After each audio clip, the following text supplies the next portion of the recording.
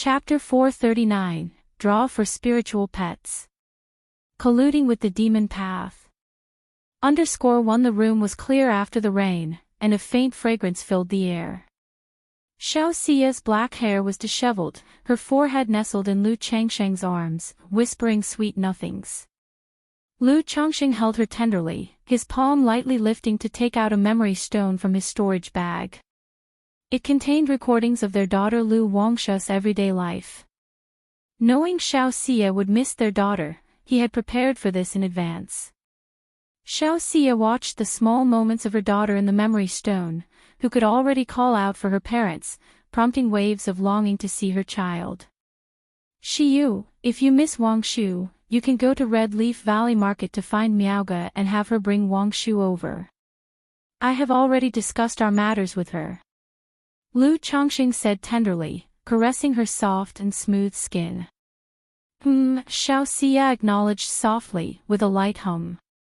Having spent nearly a year in Green River Marketplace, she could make time to visit her daughter. By the way, Changsheng, the journey to Wuxia Immortal City from here is long, and even if you hurry, it will take 4 to 5 months. There is a spiritual vessel from Qingyun Market that goes to the 3 great immortal cities once a year. I remember there's one heading to Wuxia Immortal City next month. You could take that vessel. It's not only convenient but also much faster. That's when Xiao Xia spoke softly, lifting her beautiful head. Oh, a spiritual vessel. Lu Changsheng's eyebrows raised at that. He knew that many businesses in the spiritual boat pavilion did this, traveling between various marketplaces and immortal cities to make money from passage fares. But those were all medium and small-sized spirit boats. In his view, taking such boats was less convenient than piloting one himself. Now, hearing Xiao Xia's words about a huge spiritual vessel specifically bound for Wuxia Immortal City, he became quite interested. That's correct, this huge spiritual vessel from Qingyun Market to Wuxia Immortal City only takes 3 months. Not only is there a false core immortal overseeing it, but there are also private rooms, so you, Changsheng, can cultivate and make talismans in peace. Xiao Xia said with a soft laugh. Her eyes and brows exuded a captivating charm that only Lu Changsheng was privileged to see. Such a spiritual vessel must not be available to just anyone, right? Lu Changsheng spoke out. You need to purchase a ticket, but if you need it, Changsheng, I can secure one for you. Xiao Xia spoke softly. As the record chief in Green River Marketplace and holding some influence within the sect, she could secure a ticket. Since that's the case, then it'll trouble you to do so, Shiyu. Lu Changsheng did not refuse, accepting the offer right away. Setting aside other factors, the fact that the huge spiritual vessel only took 3 months and provided private rooms to comfortably make talismans made it very appealing to him. If he were to pilot a spirit boat himself, not only would it waste time, but he might also encounter troubles that would prevent him from focusing on cultivation and other tasks. 3 days later, Xiao Xia handed Lu Changsheng a green jade token with cloud patterns etched into it. She told him that Qingyun sect's giant spiritual vessel would depart in 24 days. Once in Qingyun Market, he could board the spiritual vessel to Wuxia Immortal City by showing this jade token. To find out how to board, he simply had to ask one of Qingyun sect's reception disciples with the token in hand. The trip from Green River Marketplace to Qingyun Market would take nearly half a month as well. So, after spending 3 days with Xiao Xia, Lu Changsheng set out for Qingyun Market. In order to avoid trouble on the way and to board the spiritual vessel easily, he used the Misty Sky bead to suppress his magic aura to the level of a mid-stage foundation establishment. Half a month later, Lu Changsheng safely arrived at Qingyun Market. Looking at the marketplace before him, he was reminded of 6 years ago when he and Xiao Xia had broken through to foundation establishment here. And when they had slain a grandson of a false core immortal. While registering his identity, Lu Changsheng presented the jade token and inquired about the giant spiritual vessel. The Qingyun sect disciple, upon seeing the token, immediately told Lu Changxing that the spiritual vessel would be landing at the north gate of the marketplace in 3 days. Lu Changxing should go there early to wait, and someone would make the necessary arrangements. After understanding the general situation, Lu Changxing began to stroll around Qingyun Market. This trip was mainly for purchasing. As a major marketplace second only to the Immortal cities, Qingyun Market naturally had many materials for sale. After 2 days of busy shopping, he roamed the marketplace thoroughly and indeed found some treasures. He had not only bought many second-rank materials for talisman making and rare medicinal herbs, but he had also acquired the spirit blood of a demon beast called Jade Sun Deer. This spirit blood had mild properties and could be used in medicine making. It was more than suitable for awakening Lu Wangsha's blood talisman spiritual body. The only downside was that there was too little of the spirit blood. The store sold it in portions rather than in full gourds. My spending is like water flowing. I guess I'll have to sell some spirit talismans and elixir medicines on this trip to Zhuxiao Immortal City. Otherwise, the remaining spirit stones may not be enough for me to forge the 99 mysterious true strategy and purchase a large number of third-rank talisman-making materials. In 2 days, Lu Changxing had spent over 20,000 spirit stones. It made him lament that money indeed flowed like water. This was also because his second-rank talismans were selling well at Peace Talisman Hall, which brought in a profit of nearly 3,000 spirit stones a month. Otherwise, no foundation establishment cultivator could afford such spending. Like the time at 9 Dragons Market, the steward from Myriad Treasures Pavilion who tried to rob him had only over 3,000 spirit stones in his storage bag. All his possessions combined were worth just a little over 20,000 spirit stones. Yet, Lu Changsheng's expenses during this period amounted to over 30,000 spirit stones. Despite this, he still had over 40,000 spirit stones left. Moreover, he had many precious materials and spiritual artifacts that were not easy to sell. If he were to liquidate everything, he could instantly exchange them for 70 or 80,000 spirit stones. Chapter 440, Draw for Spiritual Pets. Colluding with the Demon Path. If the spirit stones were still insufficient, he could also draw spirit talismans and refine elixir medicines to quickly gather funds.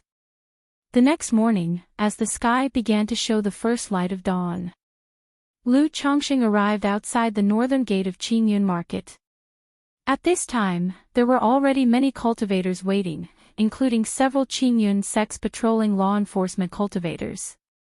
It seemed they were all waiting for the arrival of the Qingyun sect spiritual vessel.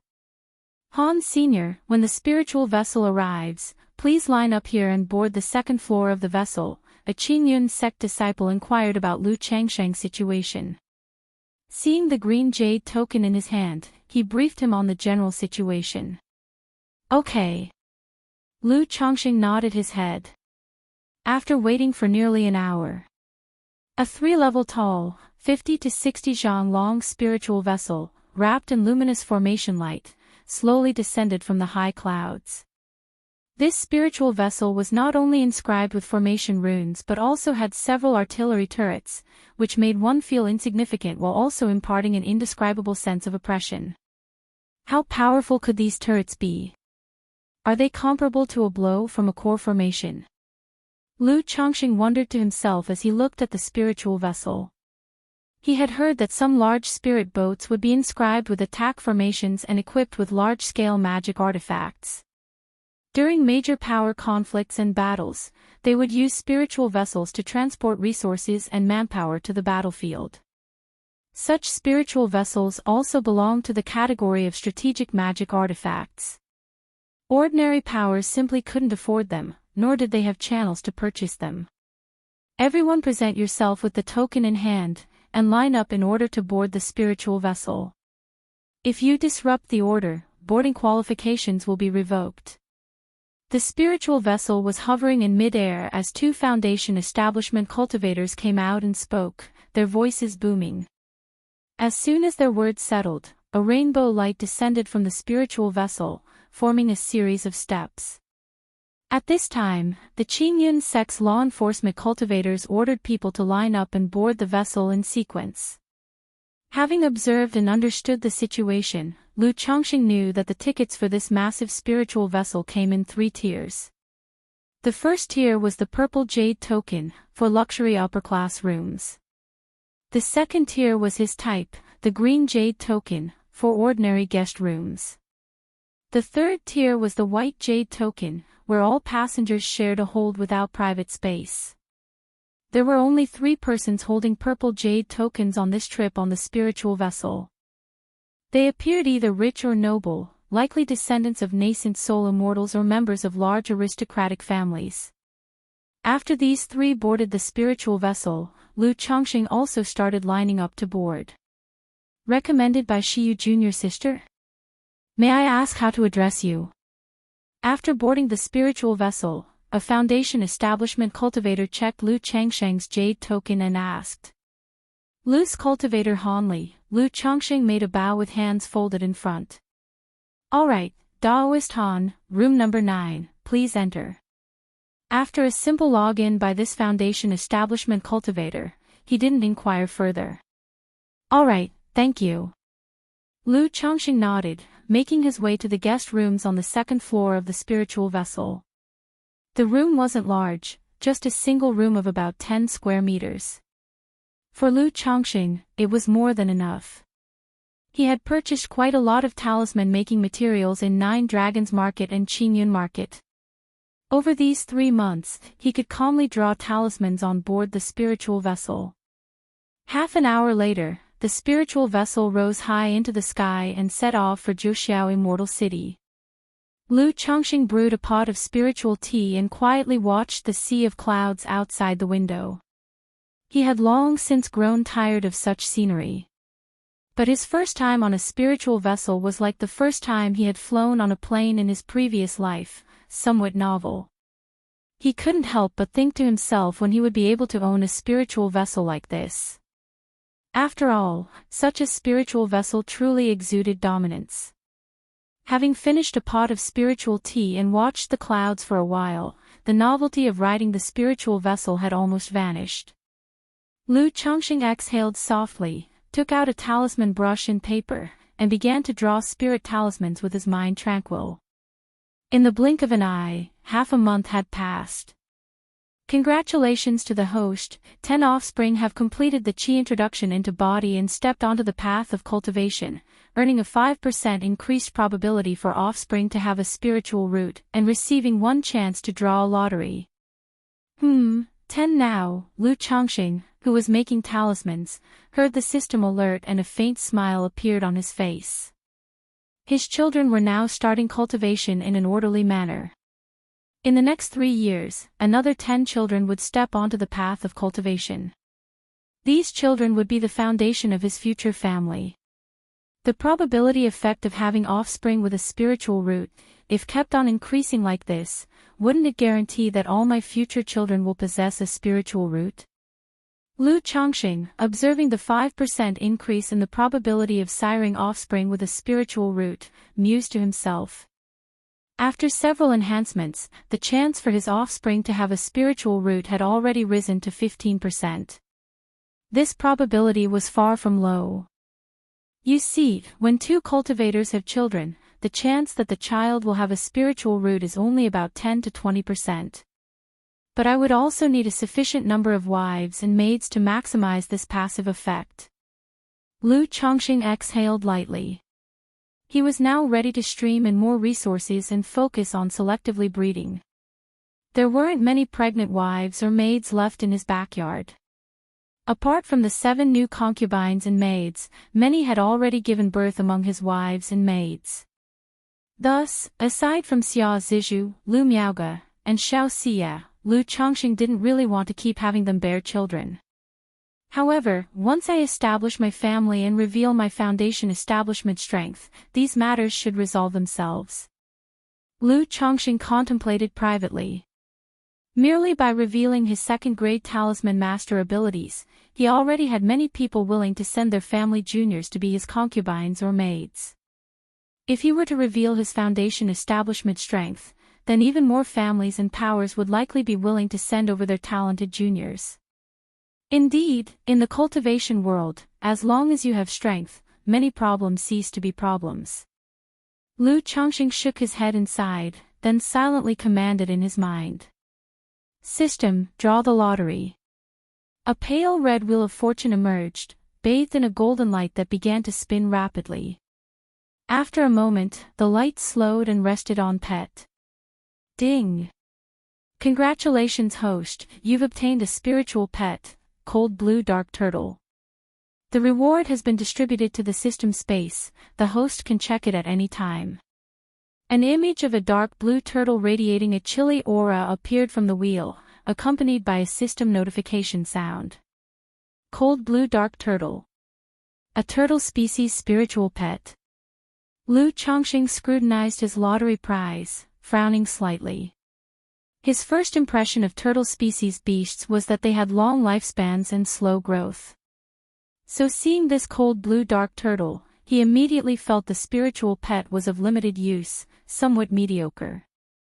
Immediately, Lu Changsheng's mental spirit flickered, turning his attention to the cold blue dark turtle in the system space.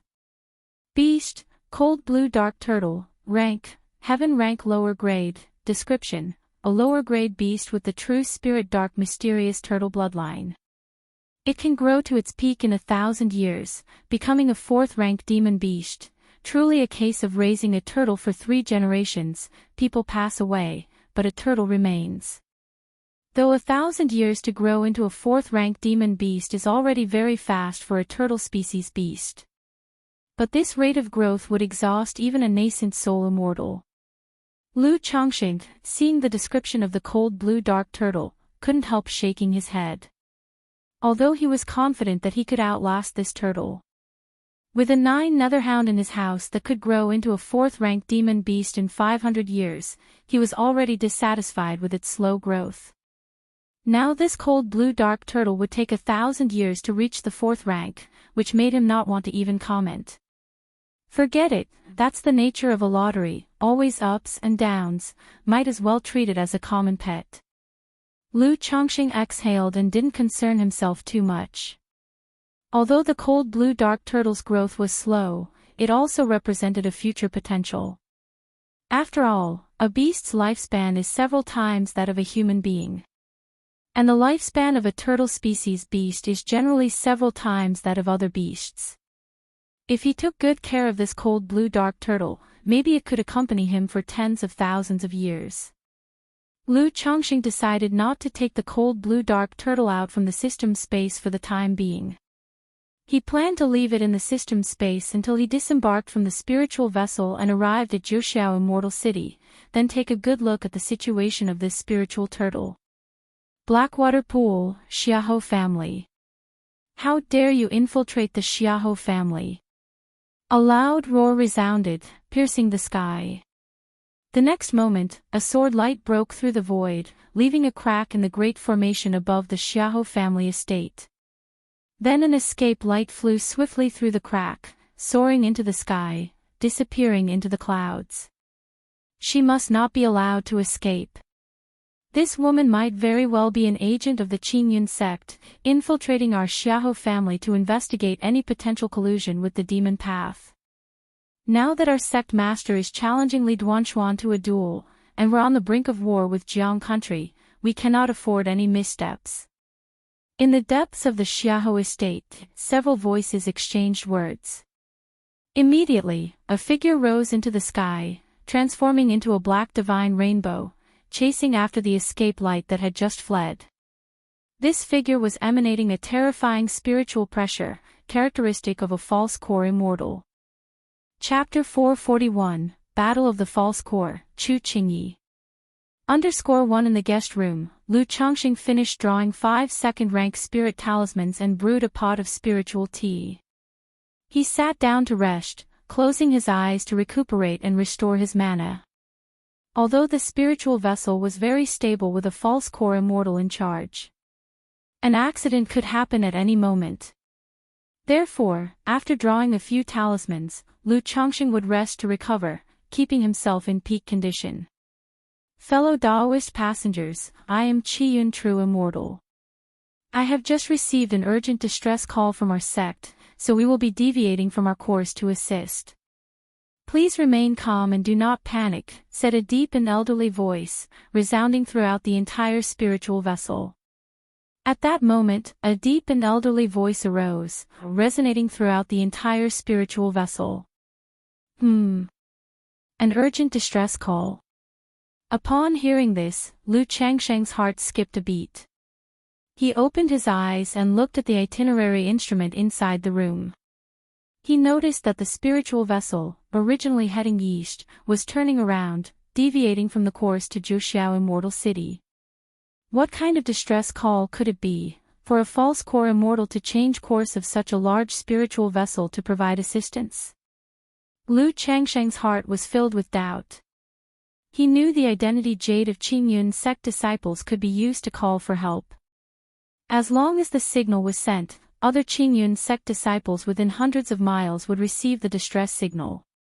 But now, a distress call had prompted a false core immortal to deviate such a huge spiritual vessel to provide assistance. This made him realize the situation must be serious. Lu Chongqing looked out at the sea of clouds.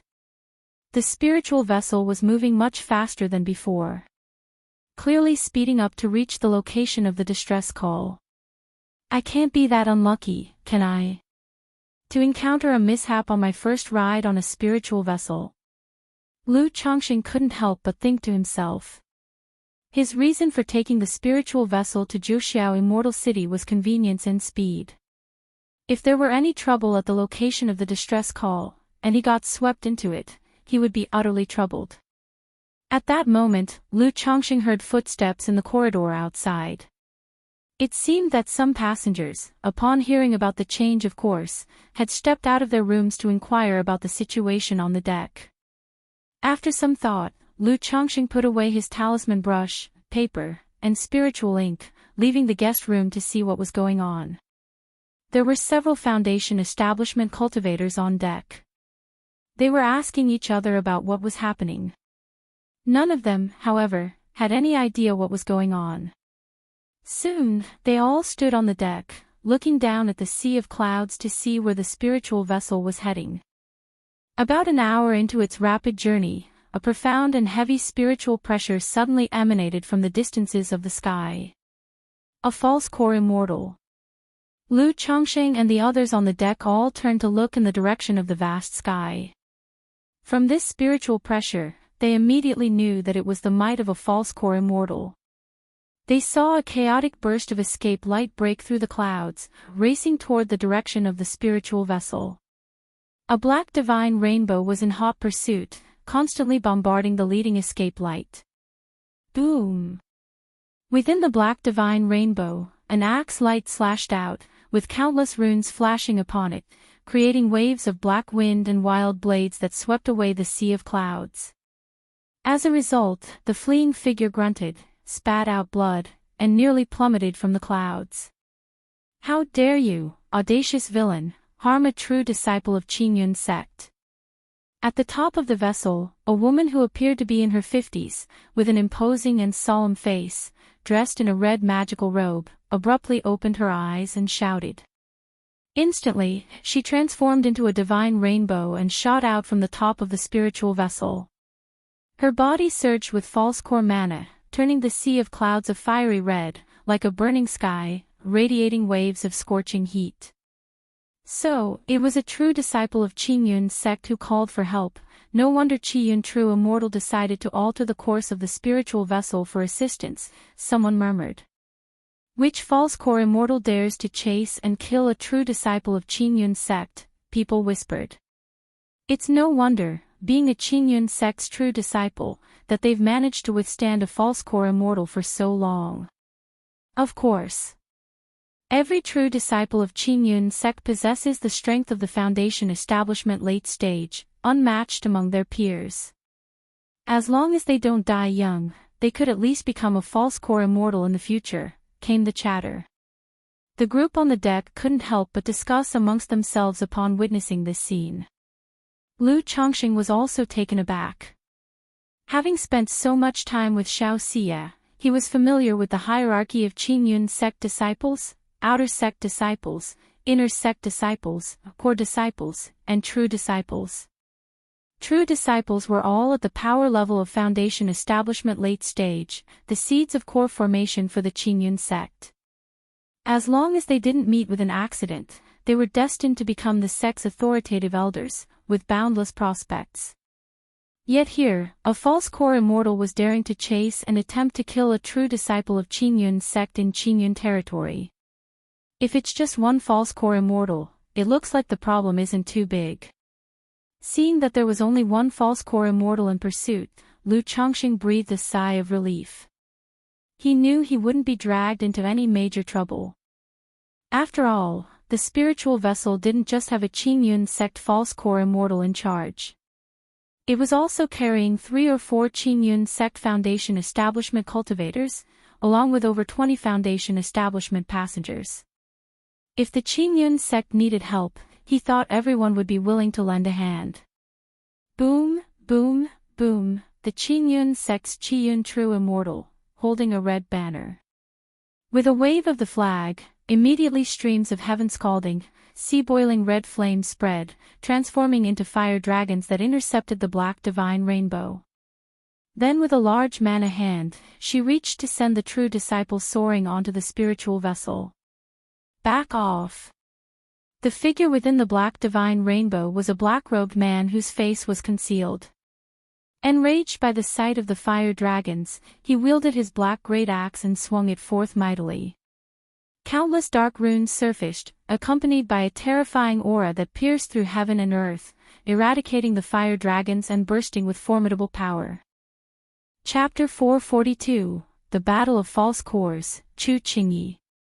Even with the talisman formation's spiritual light wrapping around the spiritual vessel, the terrifying presence of the strike still caused everyone on the deck to feel their blood churn and their hearts tremble with fear. So this is the power of a false core immortal, truly terrifying. Lu Chongqing, upon witnessing the battle between 2 false core immortals, felt a surge of awe, took a deep breath, and slowly exhaled. It was his first time seeing a false core immortal make a move. He suddenly had a rough understanding of the level of strength at this tier. He knew that if he faced a false core immortal now, he would be no match at all. If I encounter a false core immortal, I must seize the initiative and form a talisman formation with over 100 second-rank spirit talismans to stand any chance of blasting them to death, he thought to himself as he watched the 2 false core immortals clashing in the distance. He knew that to slay a false core immortal, he had to rely on the talisman refinement formation. He had over 200 second-rank talismans on him. Once he made a move and formed the talisman formation, not even a false core immortal could withstand it. However, finding the opportunity to blast one to death within the formation would be no easy feat after all. Anyone capable of becoming a false core immortal was no fool and had many tricks up their sleeve. The moment they sensed danger or something amiss, they could quickly escape. I heard that the mana of a false core immortal is only 60 to 70% that of a nascent soul immortal. Therefore, if I encounter a nascent soul immortal, I must flee at the first opportunity. By assessing the strength of the false core immortals before him, Lu Chongqing had a rough estimate of the power of a nascent soul immortal. He knew he might stand a chance in a battle against a false core immortal. But against a nascent soul immortal, there was hardly any hope. The only option would be to find a way to escape. Boom, boom, boom, the ongoing battle between the 2 false core immortals was immensely powerful, causing the sea of clouds to churn tumultuously.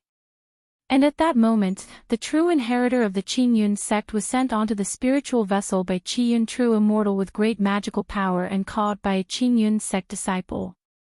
It's her, the Qingyun sect's Fairy Qin Yi. Fairy Qin Yi.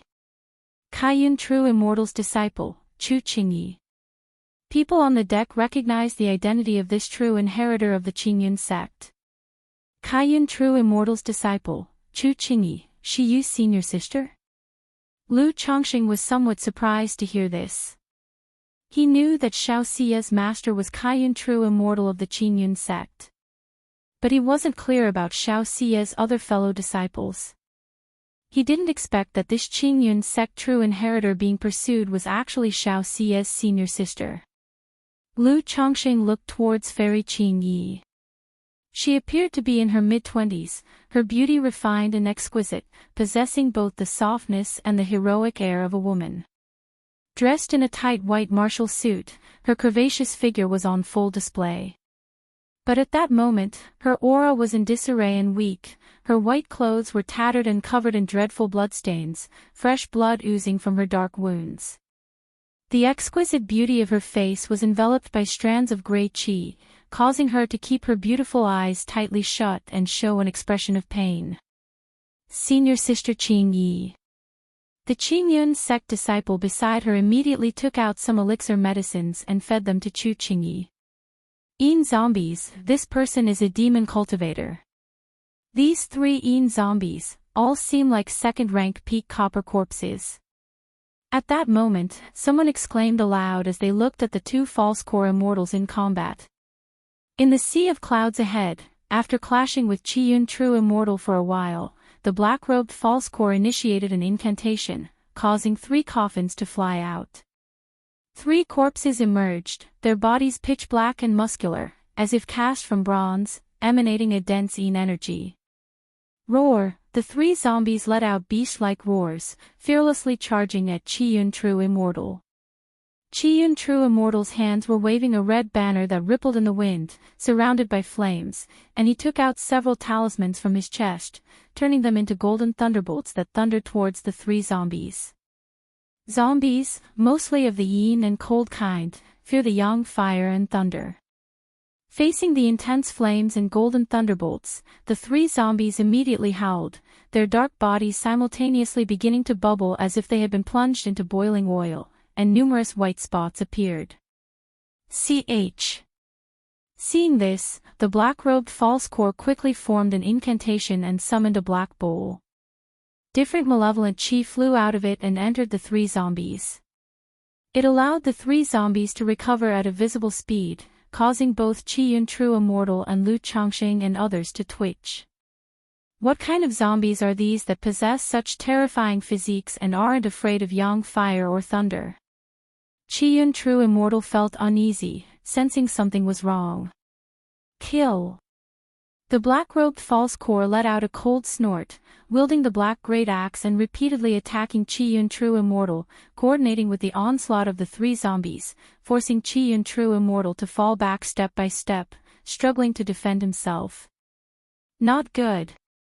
Everyone on the deck witnessed this scene and showed worried expressions. If Qiyun true immortal were to be defeated, they themselves might also be in danger.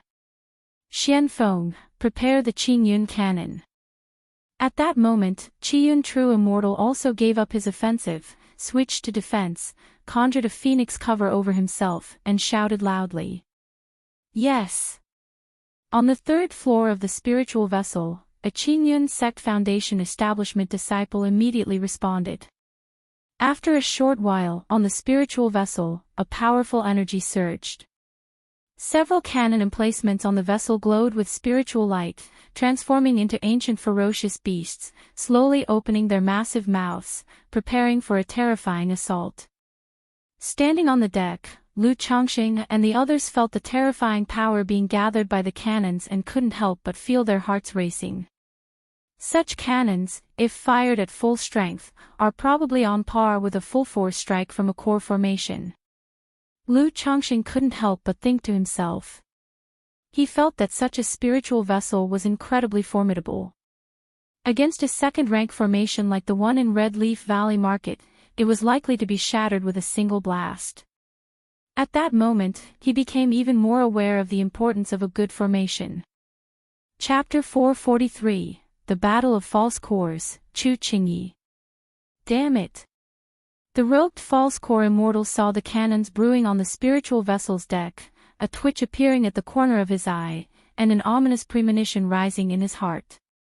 He knew that once these cannon turrets locked onto him, a single strike would reduce him to ashes. Fire Dragon Pillar, suppress.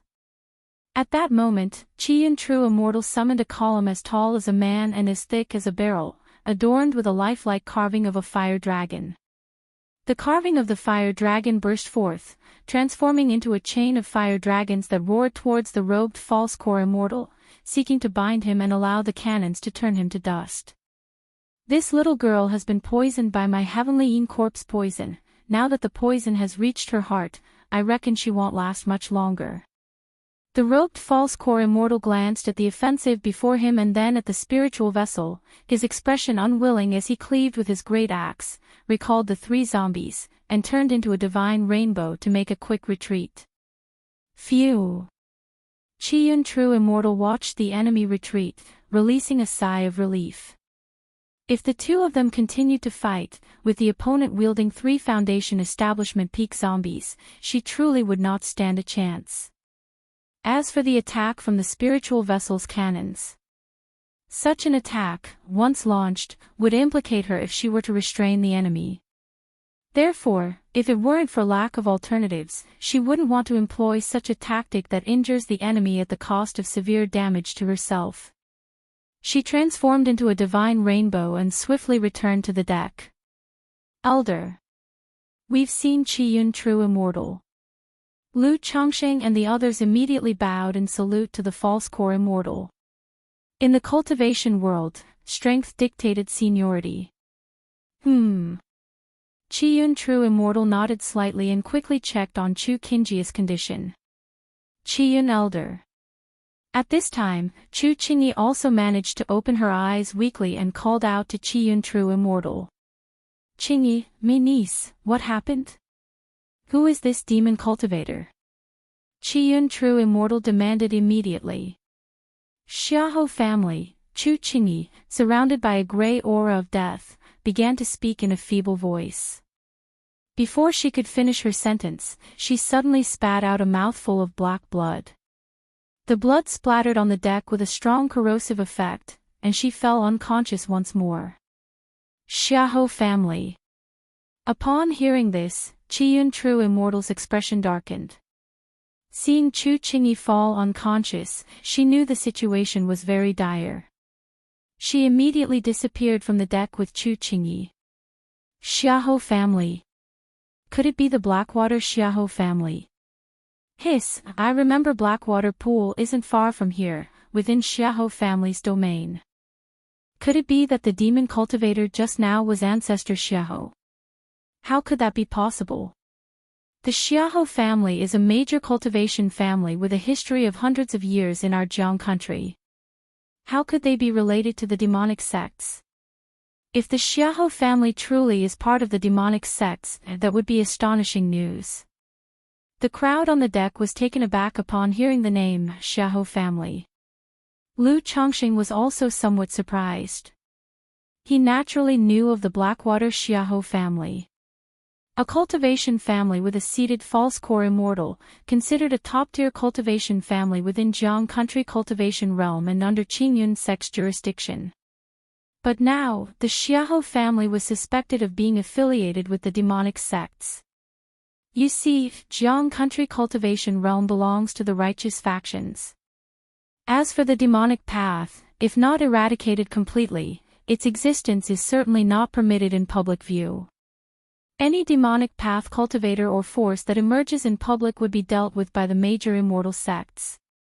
Now, a great cultivation family with a history of hundreds of years and a false core immortal at its core being associated with the demonic sects was indeed shocking. If that's the case, it would explain why they dared to pursue the true heirs of Qingyun sect. Yes, Blackwater Pool, where the Xiahou family resides, also falls under Qingyun sect's jurisdiction.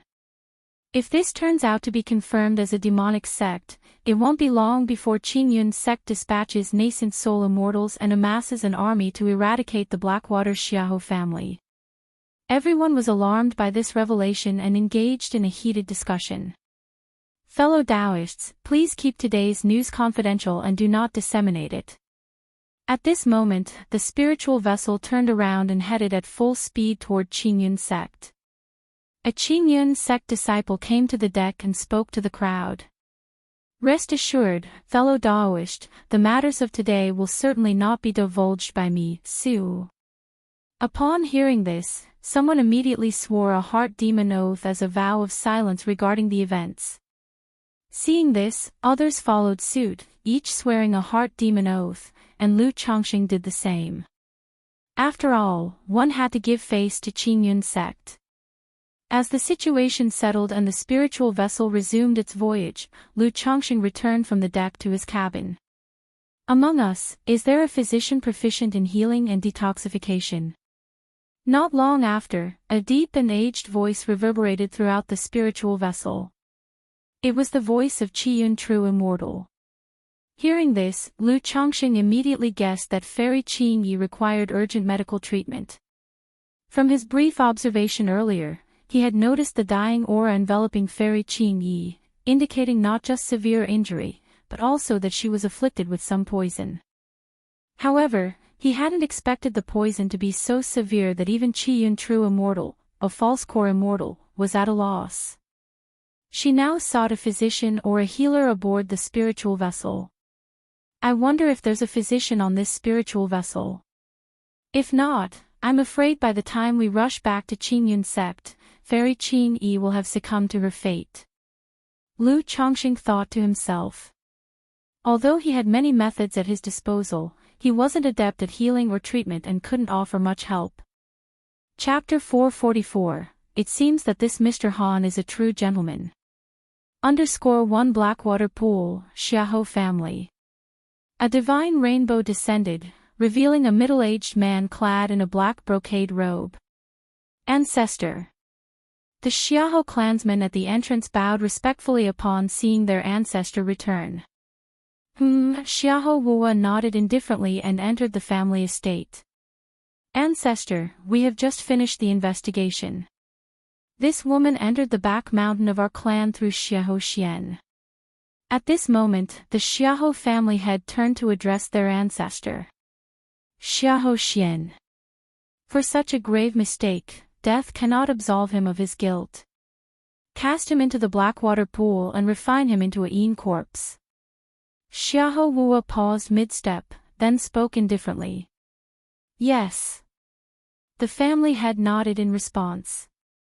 Xiahou Xian might be an elite member of the family, but for such a serious error, he naturally could not be forgiven. Moreover, the corpses of the Xiahou family's descendants were all refined into Yin corpses upon death, transforming into the foundation of the family. He looked towards Xiahou Wuwa, continuing to inquire, Ancestor, were you able to capture and kill that woman? That girl was rescued by someone from Qingyun's sect, but she was afflicted with my heavenly Yin corpse poison, and the poison reached her heart immediately. She cannot live much longer. Xiahou Wuwa spoke in a serious tone as he took a seat in the family's grand hall. Rescued by Qingyun's sect. Just as he finished speaking, a voice devoid of any warmth or emotional fluctuation sounded. And then, a bronze coffin burst forth from the depths of the Xiahou estate and landed in the middle of the grand hall. Within the coffin was a stiff-faced old man with no beard under his chin and ashen-gray skin with dark red eyes. Ancestor. Ancestor. Upon seeing the coffin's occupant, both Xiahou Wuwa and the family head respectfully bowed. Replying to the ancestor, I was just about to kill that girl when a Qingyun sect spiritual vessel arrived and rescued her. However, she has already been struck in the heart by corpse poison and surely cannot live long. Xiahou Wuwa explained. This girl's appearance in our Xiahou family suggests that Qingyun's sect has long suspected our family of dealing with the demon path. Now that she has encountered trouble within our Blackwater Pool territory, our Xiahou family cannot be separated from this affair, whether she dies or not. Xiahou Jie spoke in a chilling and uncanny voice. After speaking, he turned to the family head and commanded, Wu Su, now discreetly send some of the direct descendants out of Jiang country and into Yu country and Jin kingdom. Yes, ancestor. The family head immediately answered. Ancestor, is this really necessary? The sect master and the 5 poisons cult leader will soon challenge Li Duanshuan. As long as Li Duanshuan is defeated, once the Jin Kingdom's army invades Jiang country, with our internal support and their external assault, our Xiahou family can achieve great things. At that time, the sect master might even bestow the subsequent cultivation techniques and the method to create elixirs, helping you advance even further, ancestor. Xiahou Wuo spoke up. The subsequent cultivation techniques, another step further. Xiahou Jie's ashen and uncanny face gave a cold sneer that was frightful to behold. His descendants were not aware of the inner workings of the Heavenly Corpse sect. He had come out from the Heavenly Corpse sect, not knowing what was happening within his own sect. He spoke with a cold and authoritative voice. Li Duanshuan has dominated Jiang country for 500 years, and upon breaking through to nascent soul true lord, he slew a 4th-rank demon king. Now his strength is unfathomable. It would not be easy for the sect master of the Heavenly Corpse sect and the 5 Poisons cult leader to repel this killer star. Even if the Heavenly Corpse sect master and the 5 Poisons cult leader could drive Li Duanshuan back, an invasion by Jin Kingdom would take years, if not decades. If Qingyun sect's army presses upon us before that, how can our Xiahou family hold out until that day arrives?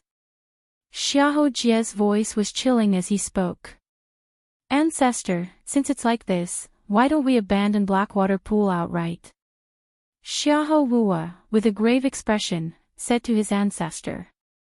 Abandon Blackwater Pool. Xiahou Jie's ashen face was as rigid as metal, with dark evil qi flowing from his nostrils and mouth, like tiny snakes. Once we abandon Blackwater Pool, where can our Xiahou family go? Once it is confirmed that we've colluded with the demon path, leaving Jiang country would be a wild and foolish dream. By that time, the Heavenly Corpse sect in Jin Kingdom would also view us as traitors, leaving no place for our Xiahou family. Furthermore, I have transformed myself into the Dark Demon Corpse, and now my life force and mana are connected to the veins of Blackwater Pool, making it impossible for me to leave this place. Xiahou Jie's voice was icy, with surging evil qi all around him. He saw Xiahou Wuo's troubled expression and said, with an unfluctuating voice, "Don't worry, it won't be easy for Qingyun's sect to destroy our Xiahou family here at Blackwater Pool. They would need to pay a heavy price. As long as we hold out until the Heavenly Corpse sect and the 5 Poisons cult drive back Li Duanshuan, the crises facing our Xiahou family will also be resolved. Now that Qingyun's sect has discovered our relations with the Heavenly Corpse sect, there is no need to hide any longer. Convert the family's great formation into the 10,000 corpses' mysterious information." Xiahou Jia continued. "Yes, ancestor." Both of them nodded in response. Knowing that their ancestor was sending the direct bloodline out of Jiang country as a precaution. And now that things had come to this point, the Xiahou family had no other choice. On the 3rd floor of the spiritual vessel, in a luxurious guest room. True Immortal, the poison within Fairy Qin Yi is extremely domineering. It has already invaded her heart meridians. I am powerless to help. A woman in green garments cautiously reported after examining Chu Qingjia's condition on the bed. You've worked hard. Qiyun True Immortal's face showed a trace of disappointment. She also knew that the poison in Chu Qingjia's body was extremely tough and difficult to handle. Otherwise, as a false core immortal, she wouldn't need to seek help on a spiritual vessel, asking others to save Chu Qingyi. This was a situation with no other solution.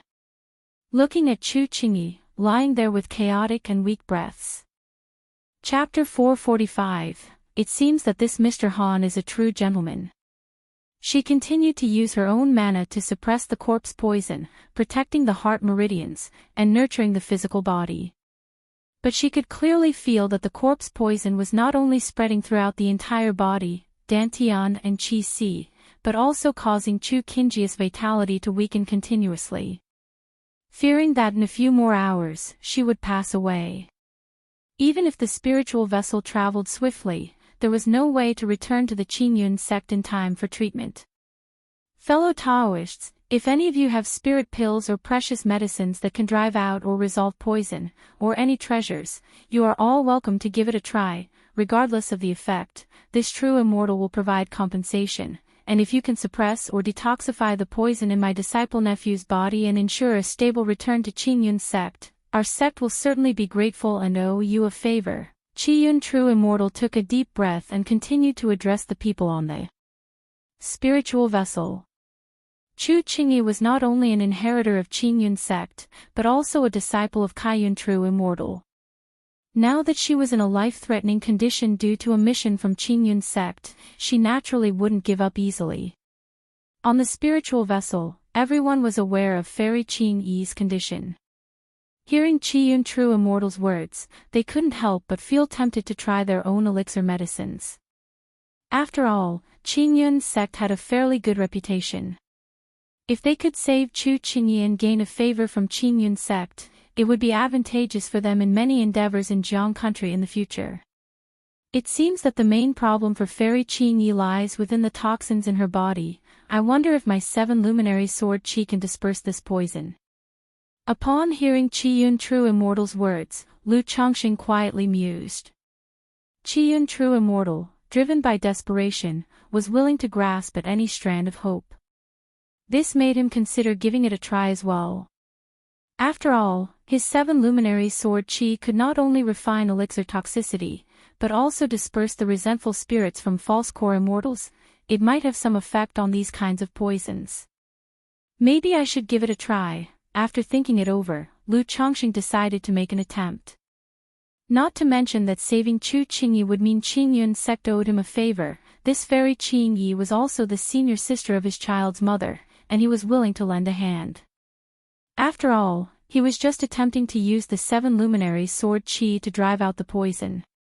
It wasn't like he was going to use the yin-yang nirvana technique or the life transference technique to save someone. By the way, if I were to use the yin-yang nirvana technique and life transference technique, wouldn't that make me a divine doctor? Lu Chongqing suddenly recalled how he once saved Lu Miaoge, who was on the brink of death and barely clinging to life, with these 2 secret techniques. He shook his head, stepped out of the guest room, and made his way to the deck. Fellow Su, the cultivation technique I practice has some effect on expelling poisons. I am willing to give it a try to help Fairy Qingyi, Lu Chongqing said to a Qingyun sect disciple.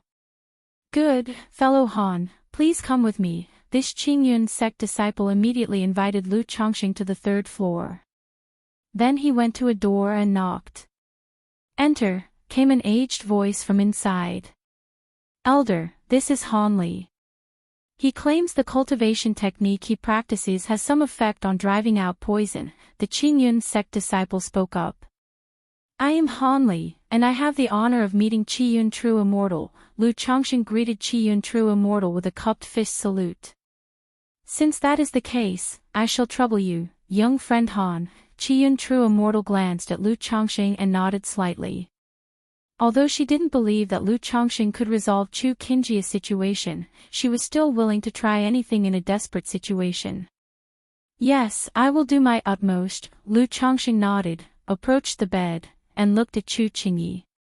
Fairy Qingyi's wounds had already been treated at this point, but her beautiful countenance and fair skin showed a grayish-green hue, indicating that toxins had spread through her body, causing her to be weak and frail.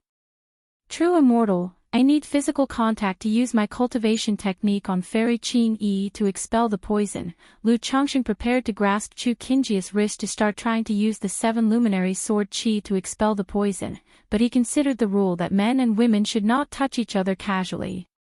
Moreover, for cultivators, physical contact allows one to use their divine sense to understand the full condition of the other person's body. Therefore, in the cultivation world, using mana or divine sense to touch someone else's body is considered taboo. It doesn't matter, Qiyun true immortal said. In a critical situation, she didn't have so many concerns. All right, Lu Chongqing nodded, took hold of Chu Qingyi's wrist, mana surged within him, and 7 luminary sword chi emerged through his body, slowly entering Chu Qingyi's body through the palm of his hand. Such pure and sharp sword chi. Qiyun True Immortal observed the strands of 7 luminary sword qi, and her eyes suddenly saw Lu Changxing in a new light. SSSSSSS. Upon contact with the 7 luminary sword qi, the grayish-green hue on Chu Qingji's delicate arm started to sizzle like a hot frying pan, and the discoloration receded at a speed visible to the naked eye. Ing. Lying on the bed, Chu Qingji's forehead beaded with sweat, and she made a soft moan. Excellent, excellent, excellent. Watching this scene, Qiyun True Immortal immediately showed an expression of joy on her face. Her own false core mana could only suppress the corpse poison in Chu Qingji's body and slowly expel it. But now, Lu Changsheng's sword qi was able to quickly disperse the poison, which was astonishing. Is it really effective? Lu Changsheng observed this scene and raised an eyebrow. He had only hoped to try it out, but he hadn't expected the poison to be so easily dealt with, which increased his confidence in the effectiveness of the 7 luminary sword qi. However, this was just the beginning. He could clearly sense that the entire body of Chu Qingyi was permeated with corpse poison. The most critical was that the poison had entered her heart meridians and dantian. These areas were extremely delicate. If he were to use the 7 luminary sword qi to drive out the poison, it could be quite tricky, and any carelessness could injure Chu Qingyi. Chapter 446. It seems that this Mr. Han is a true gentleman. True Immortal Qiyun, although my mana can disperse the corpse poison, once the poison has entered the heart meridians and dantian, if I continue to expel the poison, I fear it might easily harm Fairy Qingyi's heart meridians and dantian. After almost completely dispersing the poison in her forearm, Lu Changxing wiped the sweat from his forehead and said, I can protect her heart meridians. Just go ahead and drive out the poison. Upon hearing this, True Immortal Qiyun immediately responded. Although she could not expel the poison, she could temporarily suppress it and protect the vital signs of Chu Qingyi. Yes. Lu Changxing nodded at her words. He then prepared to raise his hand to Chu Qingji's chest to expel the poison there. But the next moment, his hand froze, and he looked towards True Immortal Qiyun. It's all right. A healer has the heart of a parent. Han, my friend, you go ahead and expel the poison without worry. True Immortal Qiyun, understanding the implication, said solemnly. Yes. Only then did Lu Changxing place his hand on her chest and continue to expel the poison with the 7 luminary sword qi. Even though he was separated by her dress, Lu Changxing could feel the woman's skin was soft and delicate like condensed milk, with a faint fragrance lingering. Yet he, a man who had been through hundreds of battles, read through 1,000 scrolls. Although Fairy Qingyi was captivating, she was not enough to stir any wild thoughts in him. Not bad. It seems this Han is indeed a gentleman. True Immortal Qiyun watched Lu Changxing seriously expelling poison from Chu Qingyi, nodding slightly to herself in admiration. She knew well the charm her niece possessed. Within the Qingyun sect, there were countless disciples who adored her and longed for her affection. Yet this Han, facing Chu Qingyi in such intimate healing, did not show the slightest bit of lewd expression. SSSSSSS, threads of the 7 luminary sword qi penetrated through Lu Changsheng's palm, entering the area around Chu Qingji's heart meridians, dispersing the corpse poison. But this poison differed from the earlier one. Like a vile disease clung to the bone, spreading throughout the meridians, corroding them. Even the 7 luminary sword qi found it difficult to erase easily. Phew! After a while, Lu Changxing withdrew his hand, exhaling deeply. With the profound origin bead, the consumption of his mana was naturally not that great. But as a false core immortal was present, he also did not want to show too much of his power, easily driving out the corpse poison. True Immortal, my mana is also unable to completely eradicate this corpse poison. I can only remove the surface poison, Lu Changxing said to True Immortal Qiyun. He was not lying. This corpse poison most likely entered the body through several wounds, congregating here like a disease clung to the bone, and then spreading and proliferating, making it troublesome. Even he could not solve it in just a moment or two. It's already enough that you could do this. Thank you for your efforts, my friend Han. I have an elixir medicine here you can take to recover your mana. True Immortal Qiyun nodded, offering an elixir with a gentle tone. She did not need to completely eliminate the corpse poison. As long as Chu Qingjia's life force remained and she lived to return to the Qingyun sect, that would suffice. Within the Qingyun sect were third-rank healers, pharmacists, and spirit pills, naturally confident in reviving Chu Qingyi. Thank you, True Immortal. Lu Chongqing nodded, recognizing the elixir medicine as a second-tier top-level energy-restoring elixir. He immediately consumed it and quickly began to recover his mana. After sitting in meditation for half an hour, he continued to expel poison from Chu Qingyi. Woof! At this time, Chu Qingyi moaned on the bed, her pale and weak face blushed slightly as a mouthful of black blood spewed out. Am I still alive? Chu Qingjia's long, dense eyelashes trembled lightly, and she slowly opened her beautiful eyes. She felt that after falling unconscious, she had plunged into an endless abyss of darkness. During that time, she could feel waves of force trying to pull her out of the abyss. But all to no avail. Her consciousness was gradually fading. Finally, it was the powerful and domineering sword qi moving within her body that cleaved through the darkness of the abyss and gradually woke her consciousness. Fairy Qingyi, you've awakened. True Immortal Qiyun saw Chu Qingyi waking up and immediately showed a joyous expression. Phew! Seeing this, Lu Chongqing also withdrew his hand from her chest, sighing lightly. At that moment, Chu Qingyi became aware of the presence of a man with his hand on her chest. A touch of blush immediately appeared on her pale face. Fairy Qingyi, this Han has effective mana for expelling the poison, which is why he took such actions, True Immortal Qiyun spoke out to explain. She was aware that her niece was pure and proud, typically keeping away from men. Now, she found herself intimately close to a man, which naturally could be discomforting. Thank you, Daoist Han, Chu Qingyi nodded slightly. She was not an unreasonable person. She knew that such intimate contact was part of her treatment. Had it not been for him, she might not have lived much longer. But before she could finish speaking, another mouthful of black blood burst forth. Daoist Han. True Immortal Qiyun looked toward Lu Chongqing, signaling him to continue the poison expulsion. Fairy Qingyi, pardon me. Lu Chongqing lifted his palm and spoke to Chu Qingyi. Chu Qingyi, with a voice as soft as a mosquito's murmur, gave a soft and closed her eyes, lying quietly on the bed. Her long, dense eyelashes fluttered like two small fans, constantly moving. Clearly, she was extremely tense.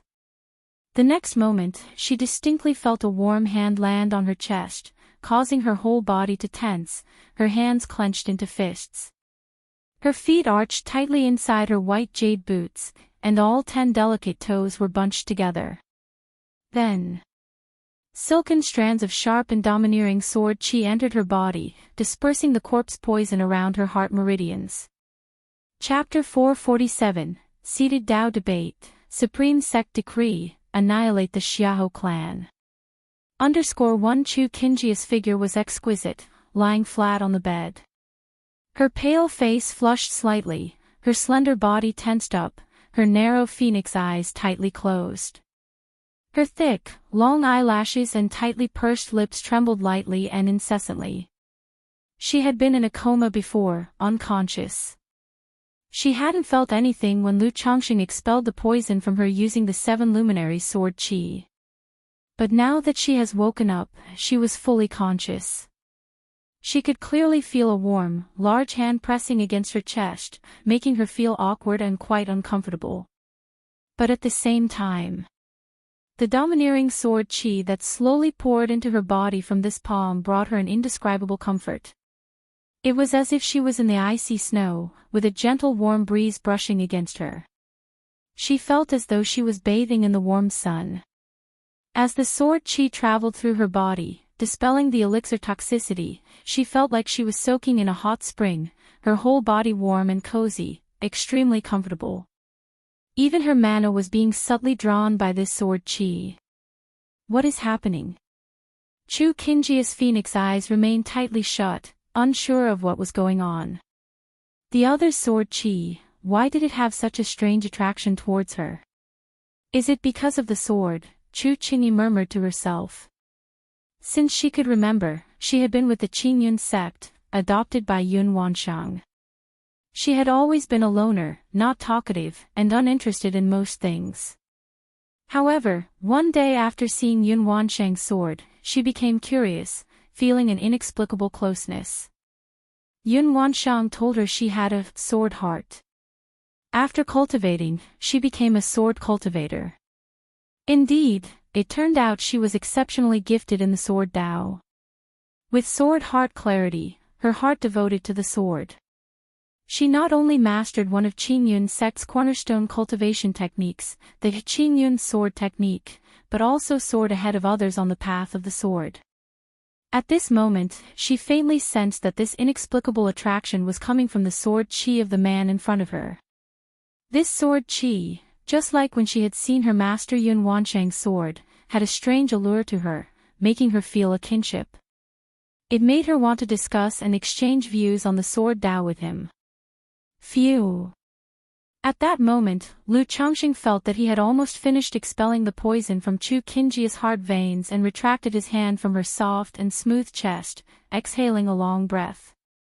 The moment his hand left, Chu Qingyi, who was quietly experiencing the mysteries of the sword chi, couldn't help but let out a soft moan. Her soft and weak body, after having most of the poison expelled, felt a wave of soreness and swelling.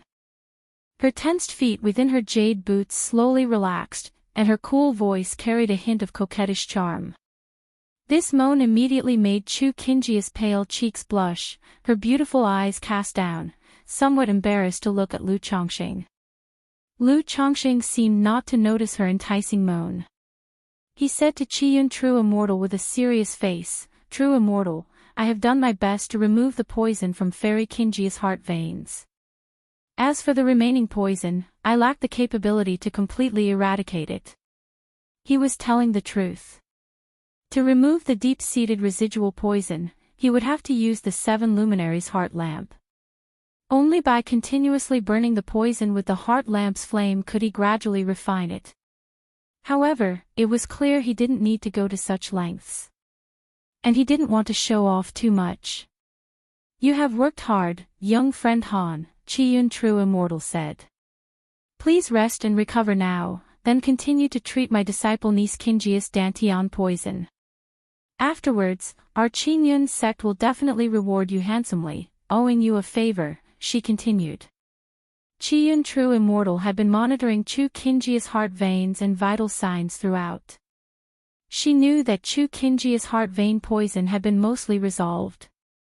Enough to last until they reached Qingyun sect.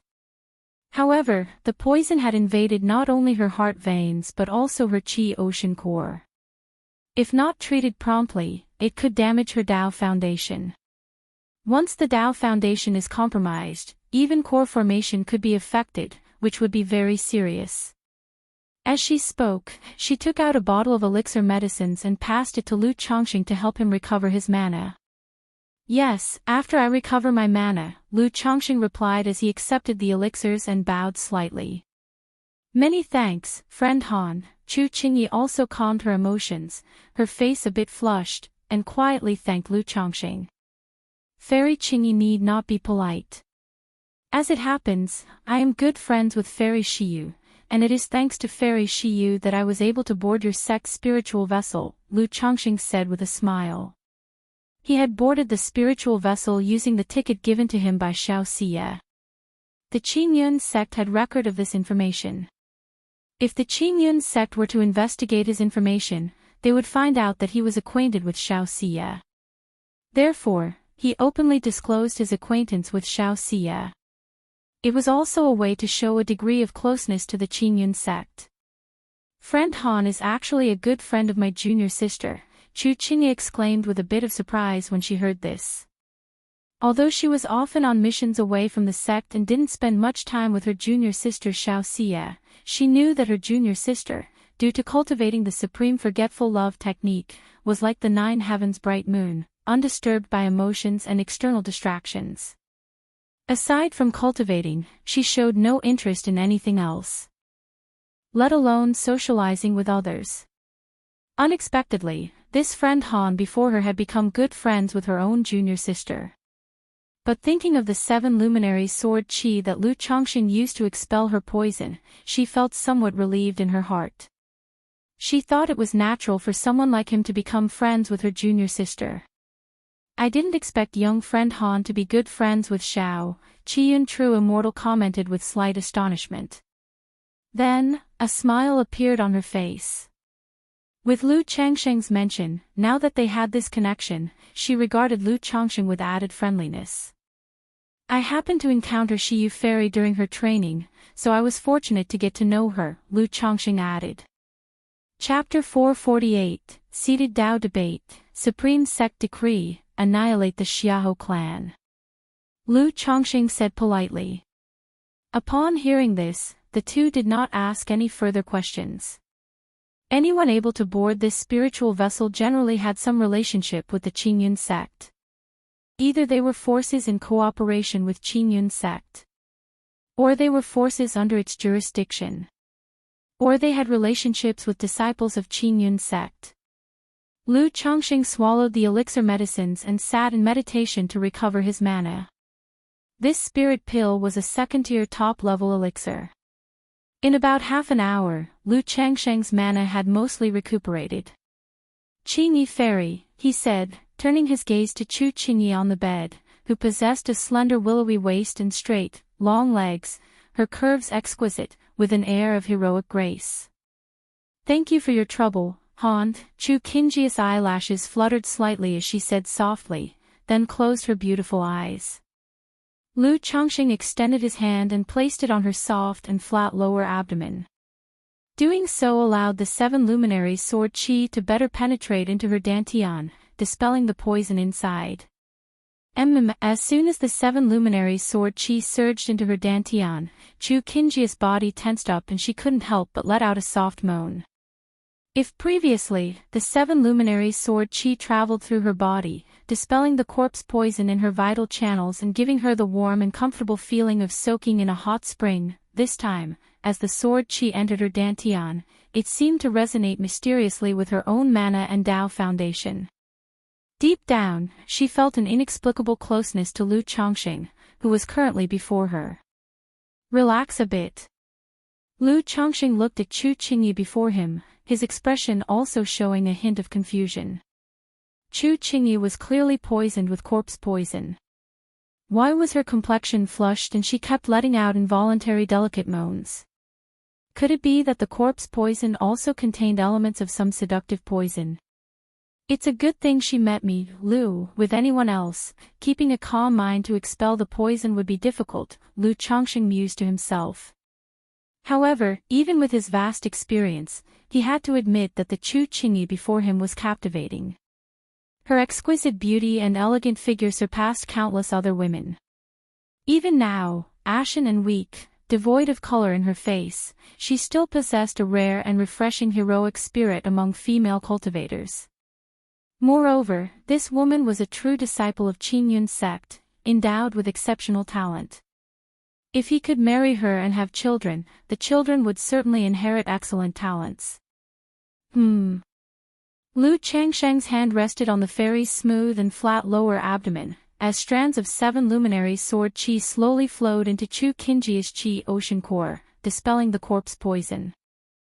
At this moment, he discovered that when his 7 luminary sword chi entered deep into Chu Qingyi's chi ocean core, it resonated somewhat with her mana and Dao foundation. This sensation was very peculiar. He had never encountered it before. Is it because this Qingyi fairy is also a sword cultivator? Lu Chongqing wondered in surprise. Such a situation was exceedingly rare. Usually, such resonance occurred when the cultivation techniques practiced by individuals had some similar characteristics. However, this resonance merely allowed his 7 luminaries' sword chi to expel toxins from Chu Qingji's dantian more smoothly, like a fish taking to water. It had no other effects. If anything, the two could perhaps sit down, discuss sword techniques, and exchange their cultivation experiences and insights, which might lead to some inspiration and assistance.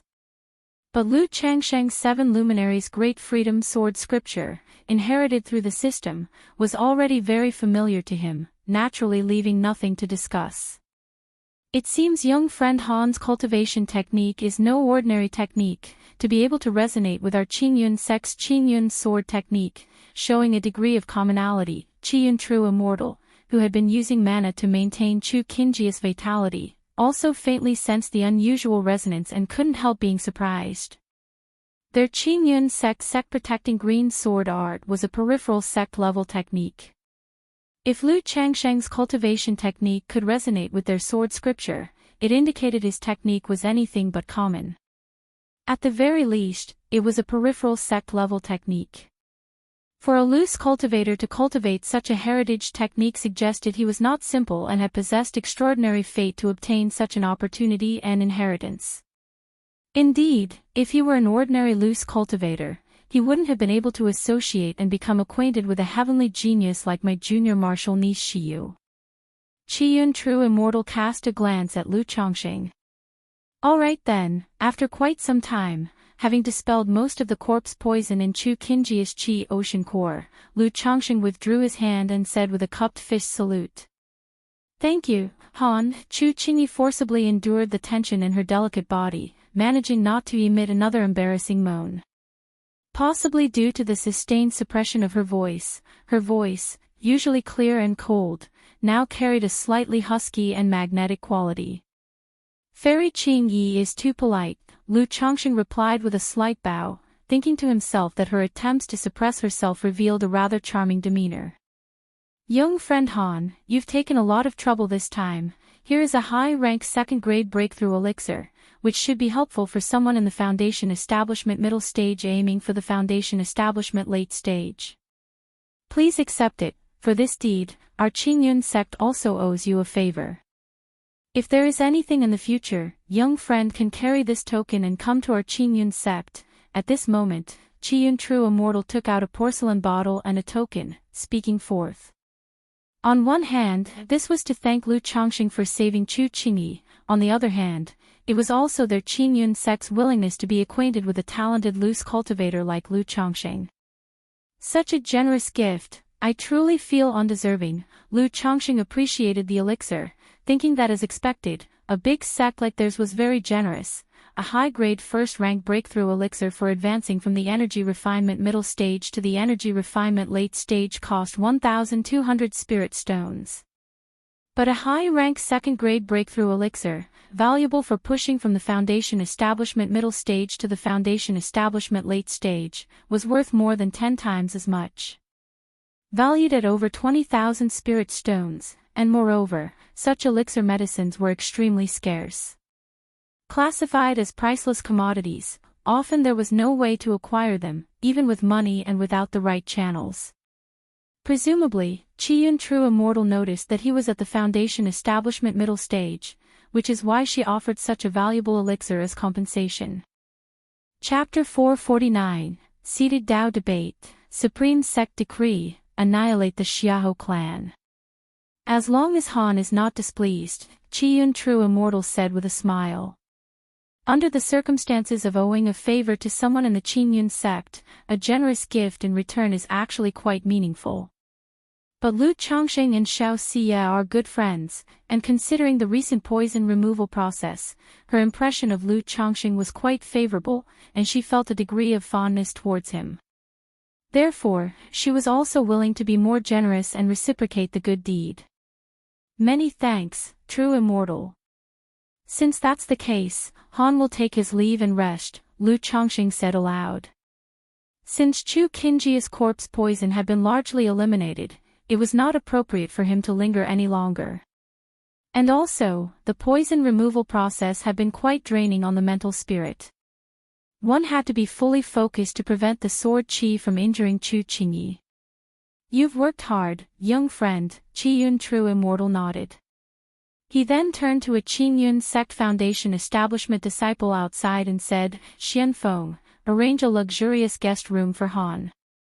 Yes, elder, the disciple called Xianfeng from the Qingyun sect immediately responded upon hearing this. Seeing Lu Chongqing in the room for so long, he knew that Lu Chongqing must have had some effect on Chu Qingji's poison. He was a few degrees more courteous towards Lu Chongqing, gesturing with an inviting hand, Han Daoist friend, please. Then, he led Lu Chongqing to a luxurious guest room. This luxurious guest room was only about 30 square meters. But compared to ordinary guest rooms, this room was abundant in spiritual energy. It seemed that the spiritual energy that maintained the operation of the spiritual vessel was also channeled into this room on the third floor, allowing one to meditate and cultivate. Unlike in ordinary guest rooms, where the spiritual energy was sparse. If you wanted to meditate and cultivate, to recover mana, you could only rely on elixir medicines, spirit stones, spiritual wine, spiritual tea, and other means. I wonder how significant this so-called favor is, and whether it's possible to get a qualification to purchase a spirit land from the Qingyun sect. Lu Chongqing didn't pay much attention to the surroundings, taking out the jade token that Qiyun True Immortal had given him from his storage bag. Regarding the favor owed to the Qingyun sect, the first thing that came to mind was to acquire the qualification to purchase spirit land through the Qingyun sect. In other aspects, he didn't really need to trouble the Qingyun sect for the time being. Later, I'll ask Shiyu about the weight of this favor, thought Lu Chongqing, holding the jade token and pondering. He planned to ask Xiao Xie what the jade token represented and how the Qingyun sect might reciprocate. In that way, he could maximize the benefits of the favor. Speaking of which, I hope this spiritual vessel won't need to return to the Qingyun sect first before heading to Juxiao Immortal City. Lu Chongqing put away the jade token and looked out at the sea of clouds outside the window. If they return to the Qingyun sect and then head to Juxiao Immortal City, it might cause a delay of a month or two. However, 5 days later, the spiritual vessel slowly came to a halt. Lu Chongqing saw a man and a woman come aboard the spiritual vessel. Are these people from the Qingyun sect? Lu Chongqing guessed. The cultivation levels of these two people, one was at the middle stage of foundation establishment, while the other was beyond his perception. Either they had some treasure to conceal their mana, or their strength surpassed foundation establishment. After a long while, he heard a knock at the door. The door opened, and Chu Qingyi was standing outside. Han Daoist friend, Chu Qingyi greeted Lu Chongqing with a bow. Although she still appeared weak and disordered in her breathing, her complexion was much improved compared to before.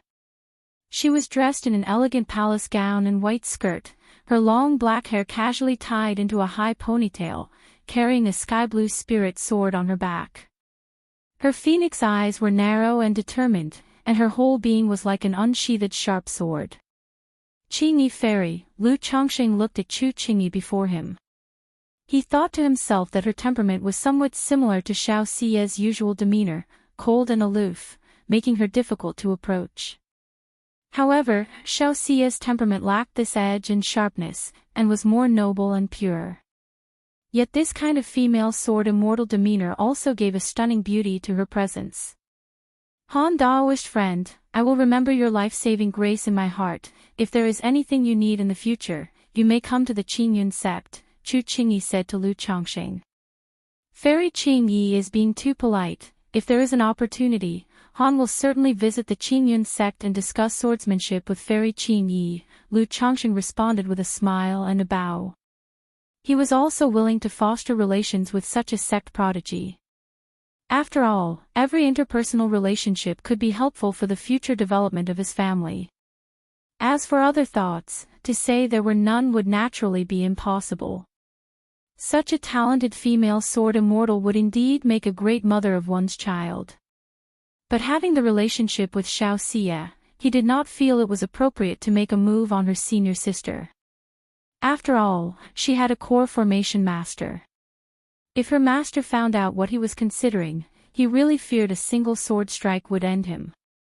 Alright, Chu Qingyi, hearing this, showed a hint of joy in her eyes. She wasn't interested in most things, she was only interested in the sword. Previously, when Lu Chongqing helped her with the poison, she resonated with the seven luminary sword qi, and felt an inexplicable affinity. She wanted to discuss sword Dao with Lu Chongqing. But on one hand, her injuries were severe, and she was not in a condition to move around. On the other hand, she didn't know how to initiate the conversation. After all, she wanted to exchange cultivation experiences and insights into the sword Dao, but others might not be willing. Now that Lu Chongqing had taken the initiative, she was naturally very pleased. After a brief farewell, Chu Qingyi joined the two people who had just arrived and boarded a small spirit boat, turning into a beam of light, and quickly flew away. Next, the spiritual vessel will officially set sail back, due to an affair in our sect delaying everyone's journey. Upon arrival at Wuxia Immortal City, we will refund 30% of the ticket spirit stones as compensation, and we ask for everyone's understanding. Qiyun True Immortal's voice rang out on the spiritual vessel. This served as a simple explanation for all the passengers. As for this form of compensation, naturally, no one had any complaints. Because even if Qiyun True Immortal and Qingyun sect offered no compensation or explanation, there would be no choice but to hold one's peace. Chapter 450, Seated Dao Debate, Supreme Sect Decree, Annihilate the Xiahou Clan. _4, At last, we are setting sail. Upon hearing this voice, Lu Chongqing exhaled deeply as he watched the spiritual vessel head back toward Wuxia Immortal City. He had thought there would be a delay of a month or two. But at this pace, it was only a delay of 10 days to half a month. He considered that manageable. Straight away, he took out his brush and paper and continued his work on crafting talismans. Half a month later, a spirit boat entered Qingyun sect. Upon Kaiyun Peak, Yun Wanshang saw the spirit boat and immediately transformed into a rainbow streak, shooting out toward it. She had been in seclusion when she learned of her disciple's situation and had come out to wait for Chu Qingyi's return. I pay my respects to Kaiyun True Immortal. I pay my respects to Kaiyun True Immortal. The two individuals on the spirit boat quickly bowed their hands in salute upon seeing Yun Wanshang. You have both worked hard. Yun Wanshang nodded.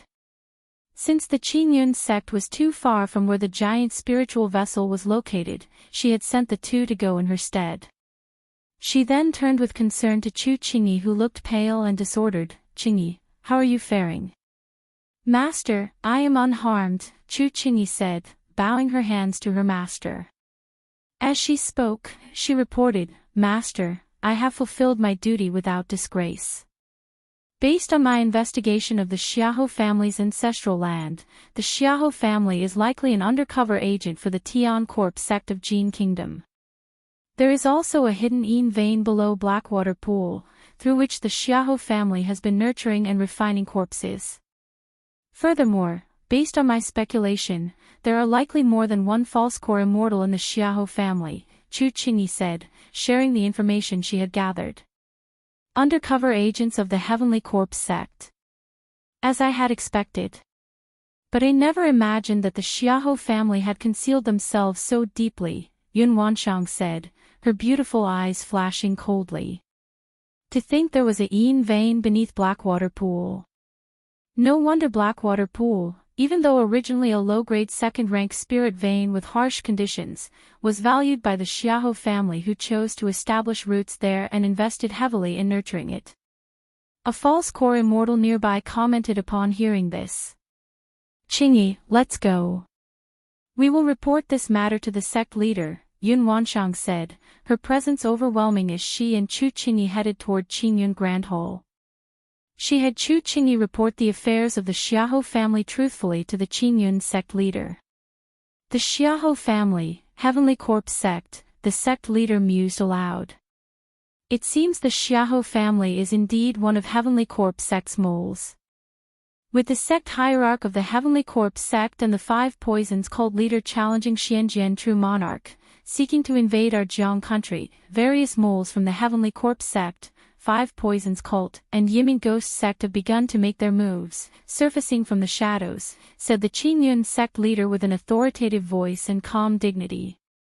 Since the Xiahou family is within our Qingyun sect's territory and has now been exposed, it must be dealt with promptly. Kaiyun's sister, why don't you lead the team to handle this matter? The Qingyun sect leader suggested, looking at Yun Wanshang. It is possible, Yun Wanshang nodded and replied. She then added, however, Qingyi has made great contributions in investigating the Xiahou family this time.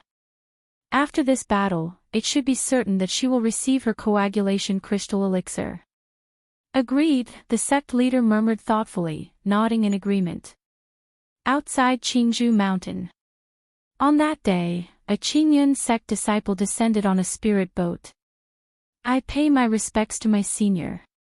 The Lu family guards immediately replied with a respectful greeting upon seeing the Qingyun sect disciple.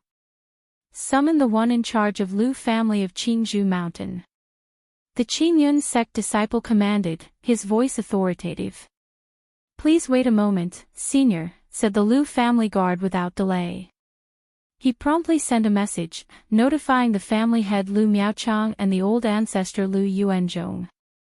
Soon, Lu Miaochang and Lu Yuanzhong rushed over in haste.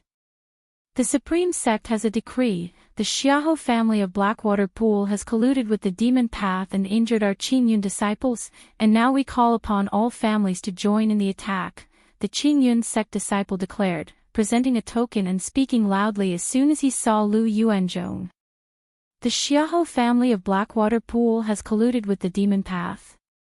Lu Yuanzhong and Lu Miaochang were utterly shocked upon hearing this news. After all, the Xiahou family was a prominent cultivation clan. A family overseen by false core immortals. An entity that they, the Lu family, usually looked up to. But now, with Qingyun sect declaring that the Xiahou family had colluded with the Demon Path and summoning all families to attack, it became clear they intended to eradicate the Xiahou family entirely. Lu family of Qingzhou Mountain obeys the command. Lu Yuanzhong responded without hesitation, with respect in his voice. These families under the jurisdiction of Qingyun sect typically only had to provide tributes on schedule, and Qingyun sect would not interfere with their affairs. But once there was a command from Qingyun sect, they had to comply unconditionally, without opposition. Not just Qingzhou Mountain. The Yu family of Bai Lake Mountain, the Wugong Ridge Xing family, the Hundred Birds Lake Bai family, the Ning family of the Stream Mountain, the Zhao family of White Tiger Mountain, and other family powers under Qingyun sect's jurisdiction, all received the order. After all, to destroy the Xiahou family was not a matter of sending a single nascent soul immortal to deal with it and annihilate the entire Xiahou clan. Even a nascent soul immortal could leave something unchecked. Furthermore, to eradicate the Xiahou clan included also dealing with subordinate families, markets under their control, and external disciples, among other things. If all these tasks were to be handled by Qingyun sect alone, it would require a significant temporary reshuffling of forces and disciples which might lead to losses. That's why these family powers within the region had their uses at such times. Chapter 451, Arriving at Zhouxiao Immortal City, meeting Meng Xiaochan again _1 The Qingzhou Grand Hall. The War Council Chamber. Lu Yuanzhong, the Lu family ancestor, was discussing with all the Lu family senior members and elders about the Qingyun sect's campaign against the Xiahou clan. Now that the Supreme Sect had issued an order, their Qingzhou's Lu family must send people to obey the summons and participate in this war. For these family powers, the war, though dangerous, was also an opportunity. As long as they made military contributions, the Qingyun sect would also reward them according to their achievements afterward.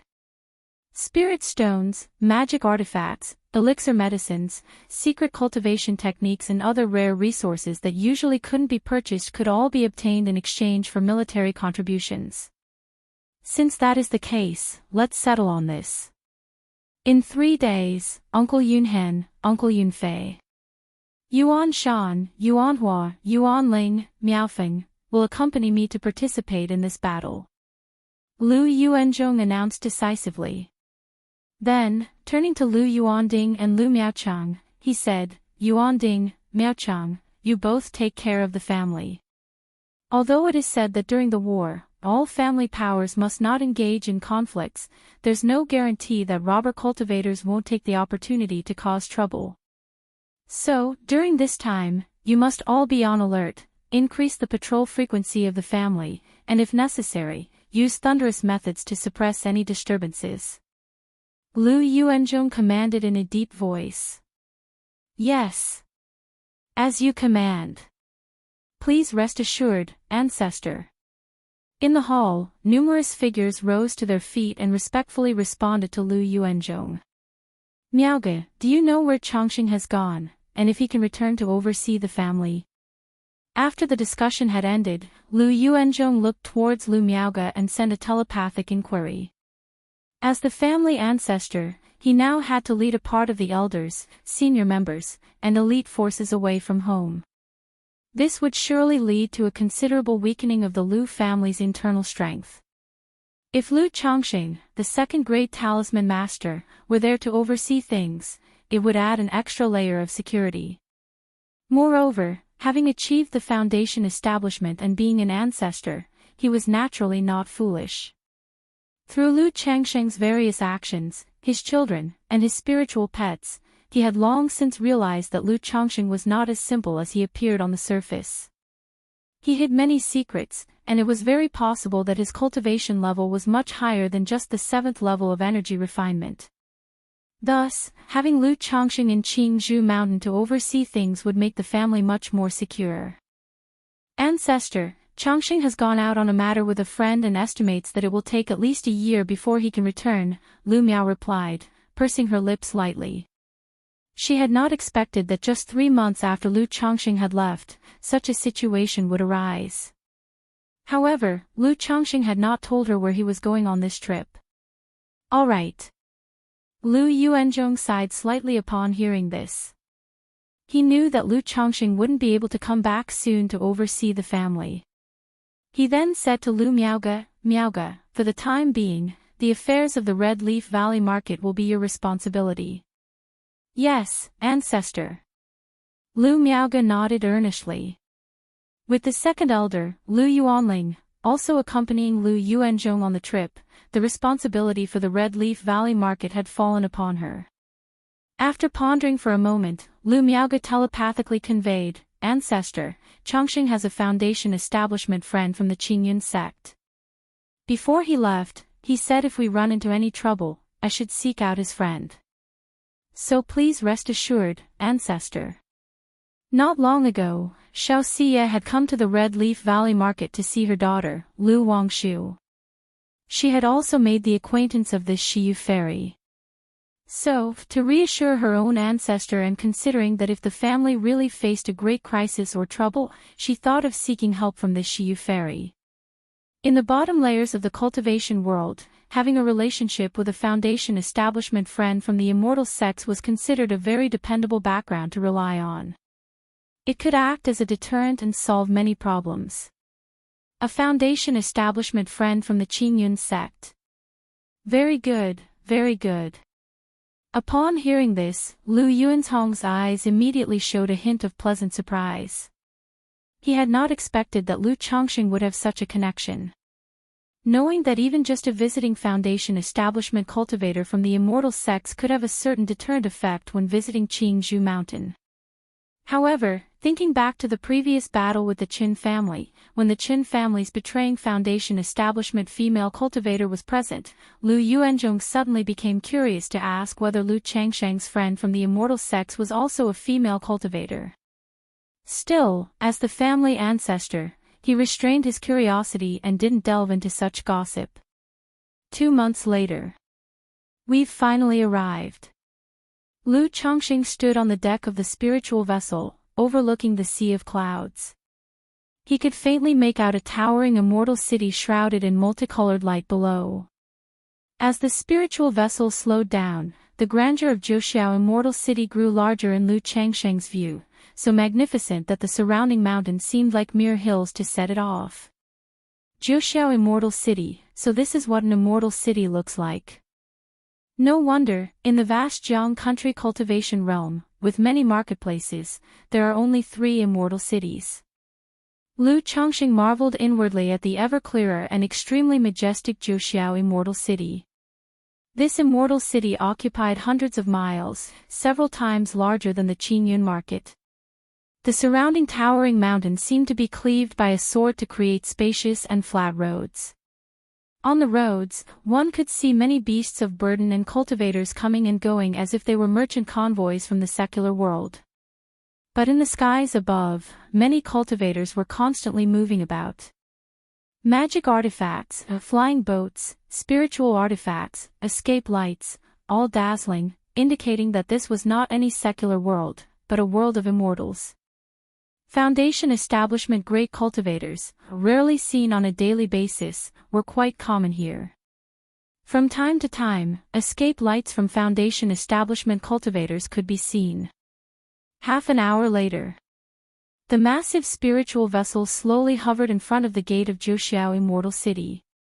Fellow Taoists, we have arrived at Jiuxiao Immortal City, said Qiyun True Immortal as his voice echoed on the spiritual vessel.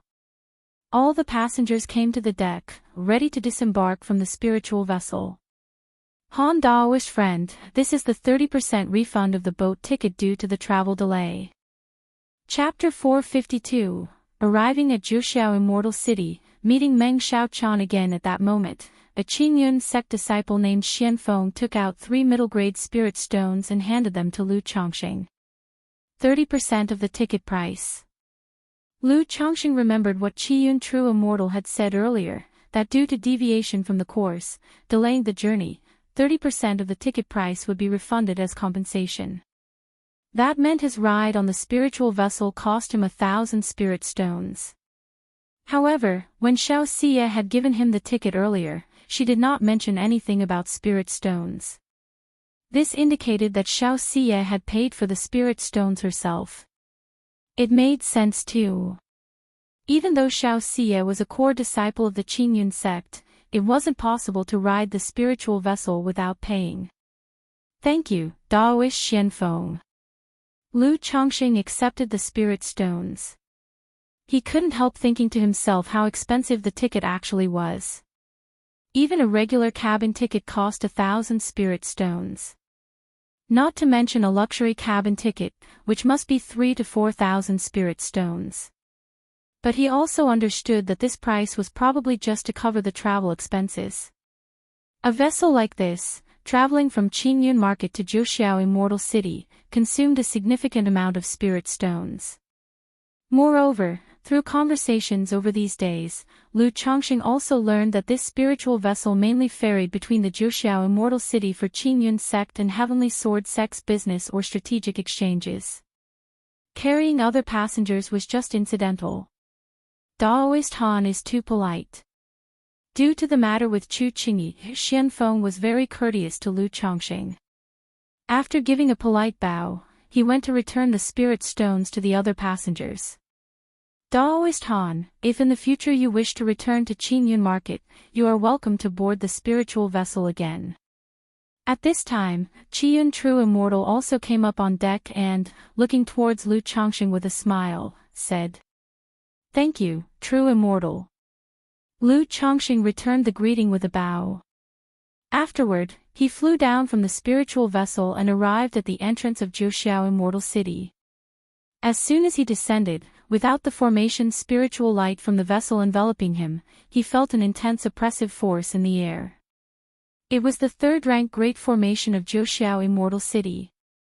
The rumors say that a third-rank formation, having fully connected with the spirit veins and becoming one with them, possesses the capability to create its own domain. Attempting to disturb such a great formation with a single attack or using talismans for breaking prohibitions is hardly effective. Lu Chongqing looked at the city walls covered in various rune imprints and glowing with formation light, contemplating inwardly. Because of his family's formation, he had spent a considerable amount of time learning about formations. He knew that once a formation reached the third rank, it underwent a qualitative transformation. It could fully connect with the spirit veins and create its own domain. This not only allowed the locking of spirit veins easily but also the distribution of spiritual energy concentration among different areas. It also meant that the Great Formation had no weak points. Any assault or prohibition-breaking measures would have their power drastically reduced. All attacks would be distributed through this domain by the Great Formation. To such a domain, even the attacks of nascent soul immortals were limited. If a third-rank formation master presided over the Great Formation, maximizing its might, the power would be truly astonishing. Lu Chongqing did not linger. Following the crowd, he entered a side hall at the city gate, registered his information, paid spirit stones, and got his identity token. This immortal city charges only 10 spirit stones annually, which isn't expensive at all. After handling his identity token, Lu Chongqing took the token and entered the immortal city. As soon as he entered the city, he felt a sudden weight on him, a mysterious pressure descending upon him. Is this a flying prohibition? Lu Changsheng's eyebrows knitted slightly. He immediately knew it was the effect of the celestial city formation, preventing Foundation establishment cultivators from flying within the city. In places like Red Leaf Valley Market or Nine Dragons Market, although using artifacts to fly and riding spiritual beasts were prohibited, once one became a Foundation establishment cultivator, they could fly within the marketplace. But Zhuoxiao Immortal City's Great Formation directly imposed a flying prohibition, preventing even Foundation establishment cultivators from easily flying within the city. It makes sense, for a city like this with numerous Foundation establishment cultivators, allowing unrestrained flying would greatly affect the order. And with the flying prohibition, if someone caused trouble in the city, facing the enforcement team, escaping would be difficult. Lu Chongqing murmured to himself, growing even more appreciative of the might of the third-rank Great Formation. Without delay, he began to stroll through Zhuoxiao Immortal City. Zhuoxiao Immortal City was divided into 3 major areas: the Outer City District, Inner City District, and Zhuoxiao Mountain. True large shops and businesses were all located in the Inner City District. However, the city's outer district was far more bustling than many marketplaces. Here, Lu Chongqing also spotted several familiar signs. It seemed that these family powers had extended their shops and businesses into Zhuoxiao Immortal City. After a brief look around, he headed towards the Inner City District. To make purchases, one must go to the Inner City District. Meanwhile, at the same time, just as Lu Chongqing arrived in Zhuoxiao Immortal City, at the base of Zhuoxiao Mountain, within a cave abode, a girl dressed in snow-white robes, with delicate features and an ethereal aura, opened her eyes. What's happening? Why do I feel an inexplicable impulsion, an unaccountable palpitation? The girl frowned her beautiful brows and muttered to herself. When cultivators experience a sudden impulse or palpitation, it often signifies that something is about to happen. Xiao Chan. Just then, a beautiful woman walked into the room. The woman was dressed in a well-tailored, tight-fitting black gauze long dress. The dress hugged her curvaceous and enchanting figure, with her shoulders exposed, smooth and fair. It made men naturally want to embrace her shoulders in their arms. Her slender waist accentuated prominent curves that led to a full and ample bosom. Long, straight, and fair legs peeked out slightly under the hem, standing in a pair of slender, heel-stiletto black shoes with a faintly pink sole. Chapter 453. Arriving at Zhuoxiao Immortal City, meeting Meng Xiaochan again, she exuded seduction with every fiber of her being, with every gesture and step. Master. Meng Xiaochan looked at the beautiful woman before her and immediately called out. You little girl, I told you to call me mother now. Nangong merely looked at the girl before her, her lips curving into a charming smile, and pinched her fair and tender face. As if that wasn't enough, her soft, rosy lips kissed Meng Xiaocan's fair and delicate cheek. Mother. Meng Xiaochan smiled sweetly and called out affectionately. On this trip outside with her master, the two had disguised themselves as mother and daughter. "Good girl, come here, open your mouth." Ah, the beautiful woman sat down beside the bed, her ample buttocks pressed into a bountiful pastry. She pinched a red spirit fruit between her fingers and fed it to Meng Xiaochan. With a gentle smile, she radiated an alluring charm, yet amidst this enticing aura, she did not lose her mature and elegant demeanor. Meng Xiaochan couldn't help but sigh to herself, her own master was truly a seductress. The allure was irresistible to both men and women alike, difficult for anyone to withstand. She obediently opened her mouth and ate the red spirit fruit. Seeing her disciple's adorable appearance, Nangong merely let out a soft, coquettish laugh. She picked up another red spirit fruit and placed it into Meng Xiaocan's mouth. "Come on, good girl, have one more." As she spoke, her fair fingers touched the disciple's red lips, and only after the small mouth and teeth bit down on the spirit fruit in her hand and the little tongue rolled it into her mouth did she gently withdraw her moist finger. "Mother, did you need me for something?" Seeing Nangong merely holding another spirit fruit, ready to feed her, Meng Xiaochan immediately asked. "Can't a mother find her good daughter to chat without reason?" The beautiful woman put on a tearful and aggrieved expression, appearing just like a coquettish young girl, pitiful to the point where even steel could turn tender. "Master," Meng Xiaochan called out, exasperated. At first, when she met her master, the nascent soul immortal maintained a sense of authority in front of her. But as they spent more time together, she discovered her master's playful and capricious nature, finding amusement in teasing her along the way. "All right, down to business, as the sect hierarch and the Heavenly Corp sect master's big battle with Li Duanshuan is about to begin, our side should also make some moves." Nangong Mili's gorgeous face showed a dignified expression. "Which family are we contacting this time?" Meng Xiaochan asked.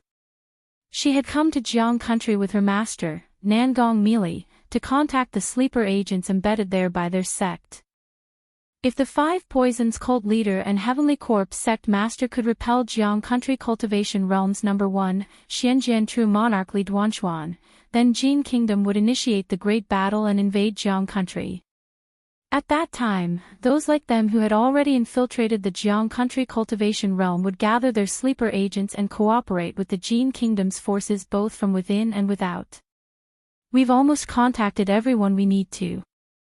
Since we're taking action, naturally we have to target Zhouxiao Immortal City, create chaos in Jiang Country, and strike at the morale of Jiang Country," Nangong Mili said softly, pinching her face. "You mean to act directly against Zhouxiao Immortal City?" Upon hearing this, Meng Xiaocan's eyes widened, her mouth slightly agape. Although Nangong Mili before her was a nascent soul immortal, Jin Kingdom's three great demonic sects had also dispatched other nascent soul and false core immortals to Jiang Country. But the thought of striking such an immortal city was utterly delusional. After all, Zhouxiao Immortal City also had nascent soul immortals in residence. Moreover, Zhouxiao Immortal City was protected by a third-rank great formation. If a nascent soul immortal skilled in formation were to command it, within the city they would be unrivaled.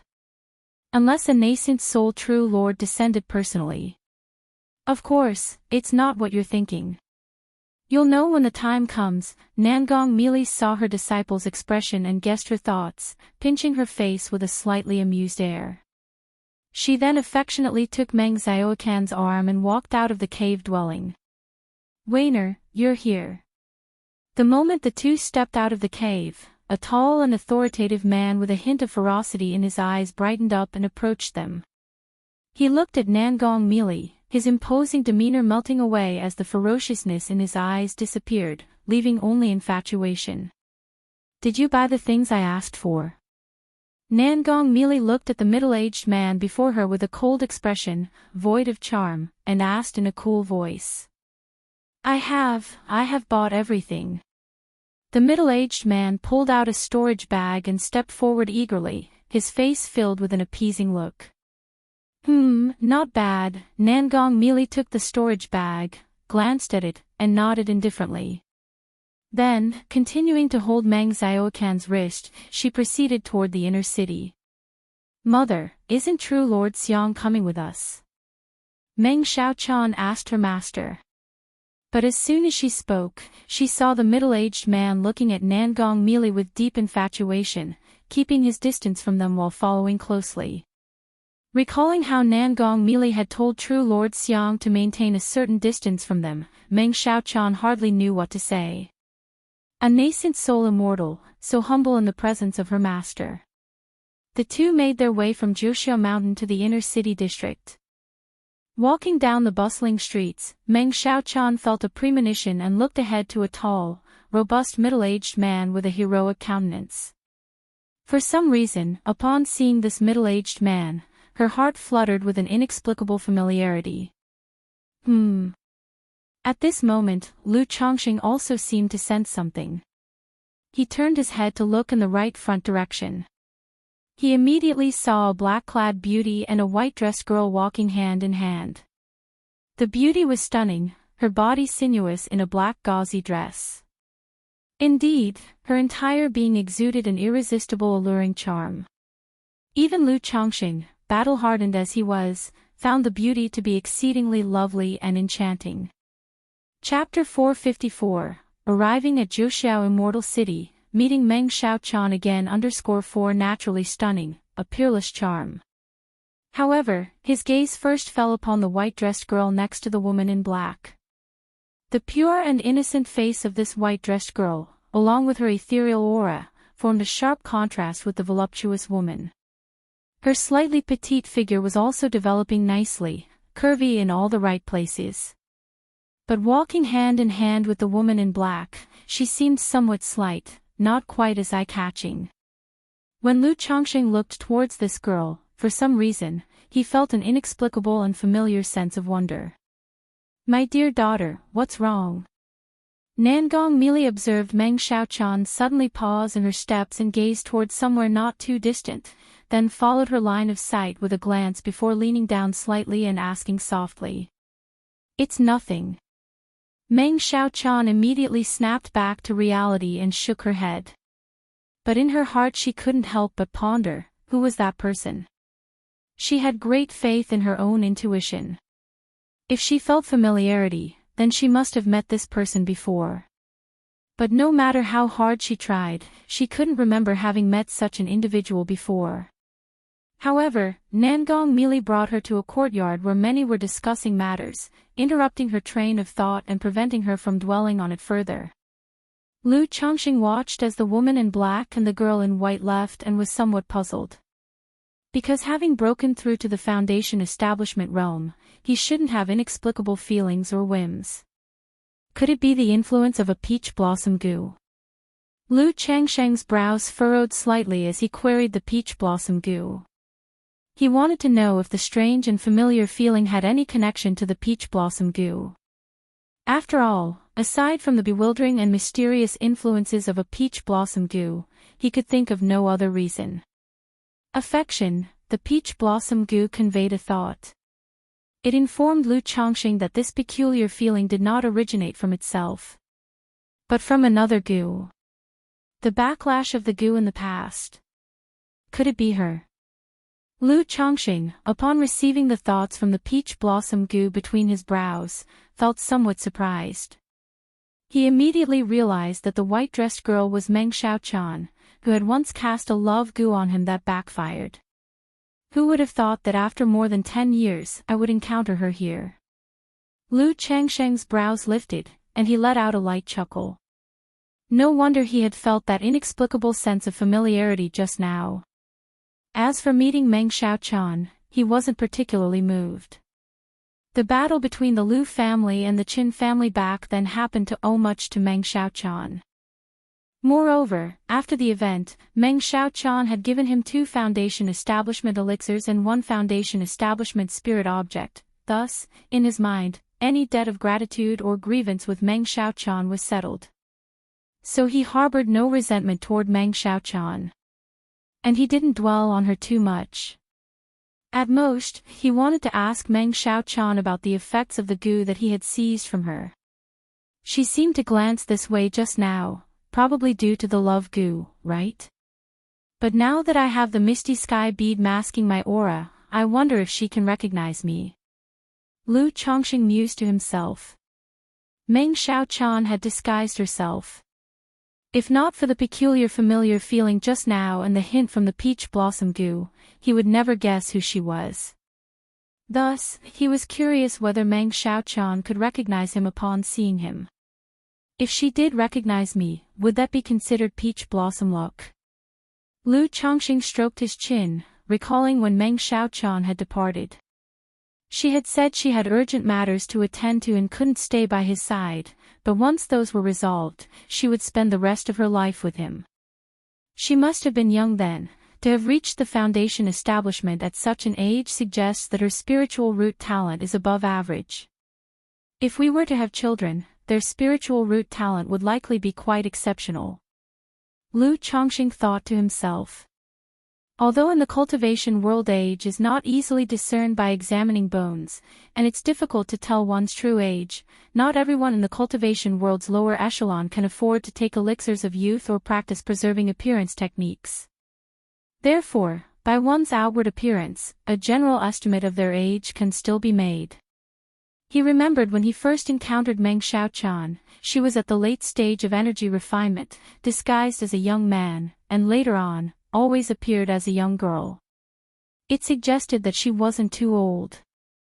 Later, her ability to achieve foundation establishment on her own indicated a rather impressive spiritual root talent.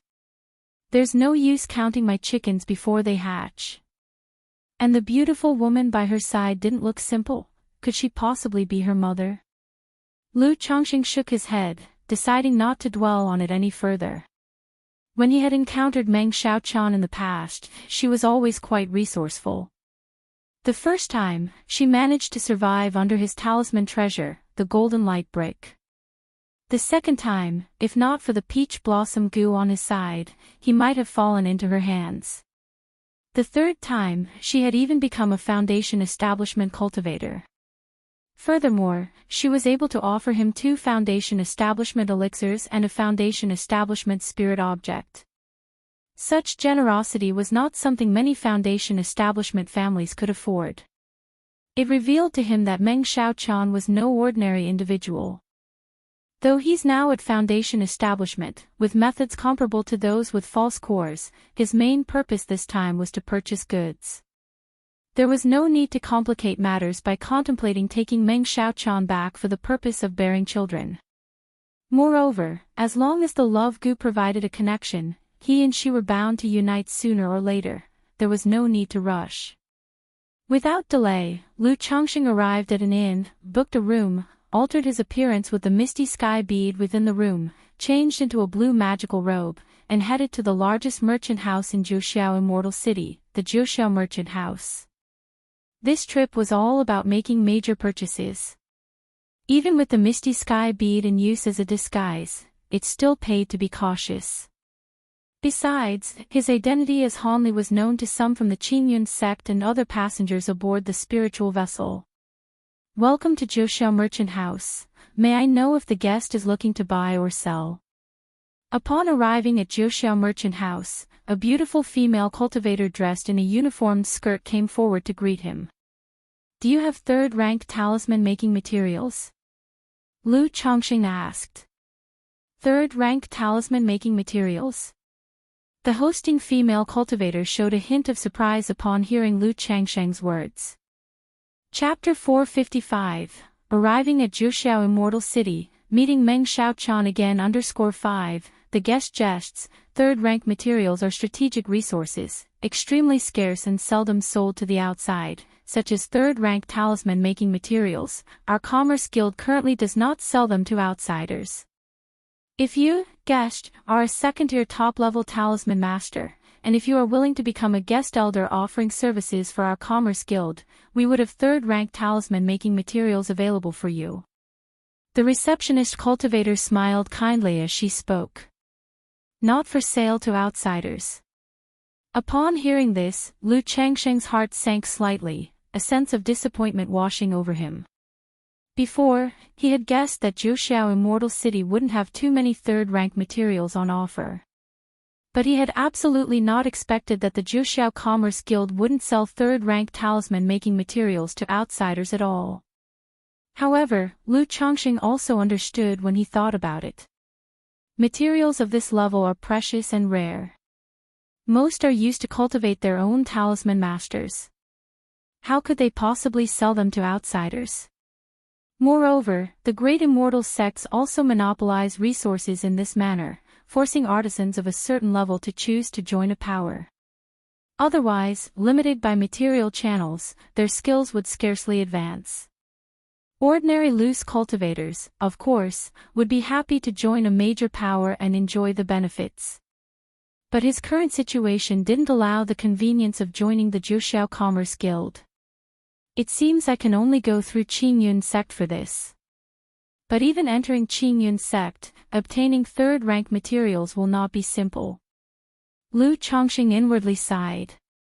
I wonder if your guild may have these materials. He took out the list of materials required for crafting the 99 Mysterious True Strategy and asked.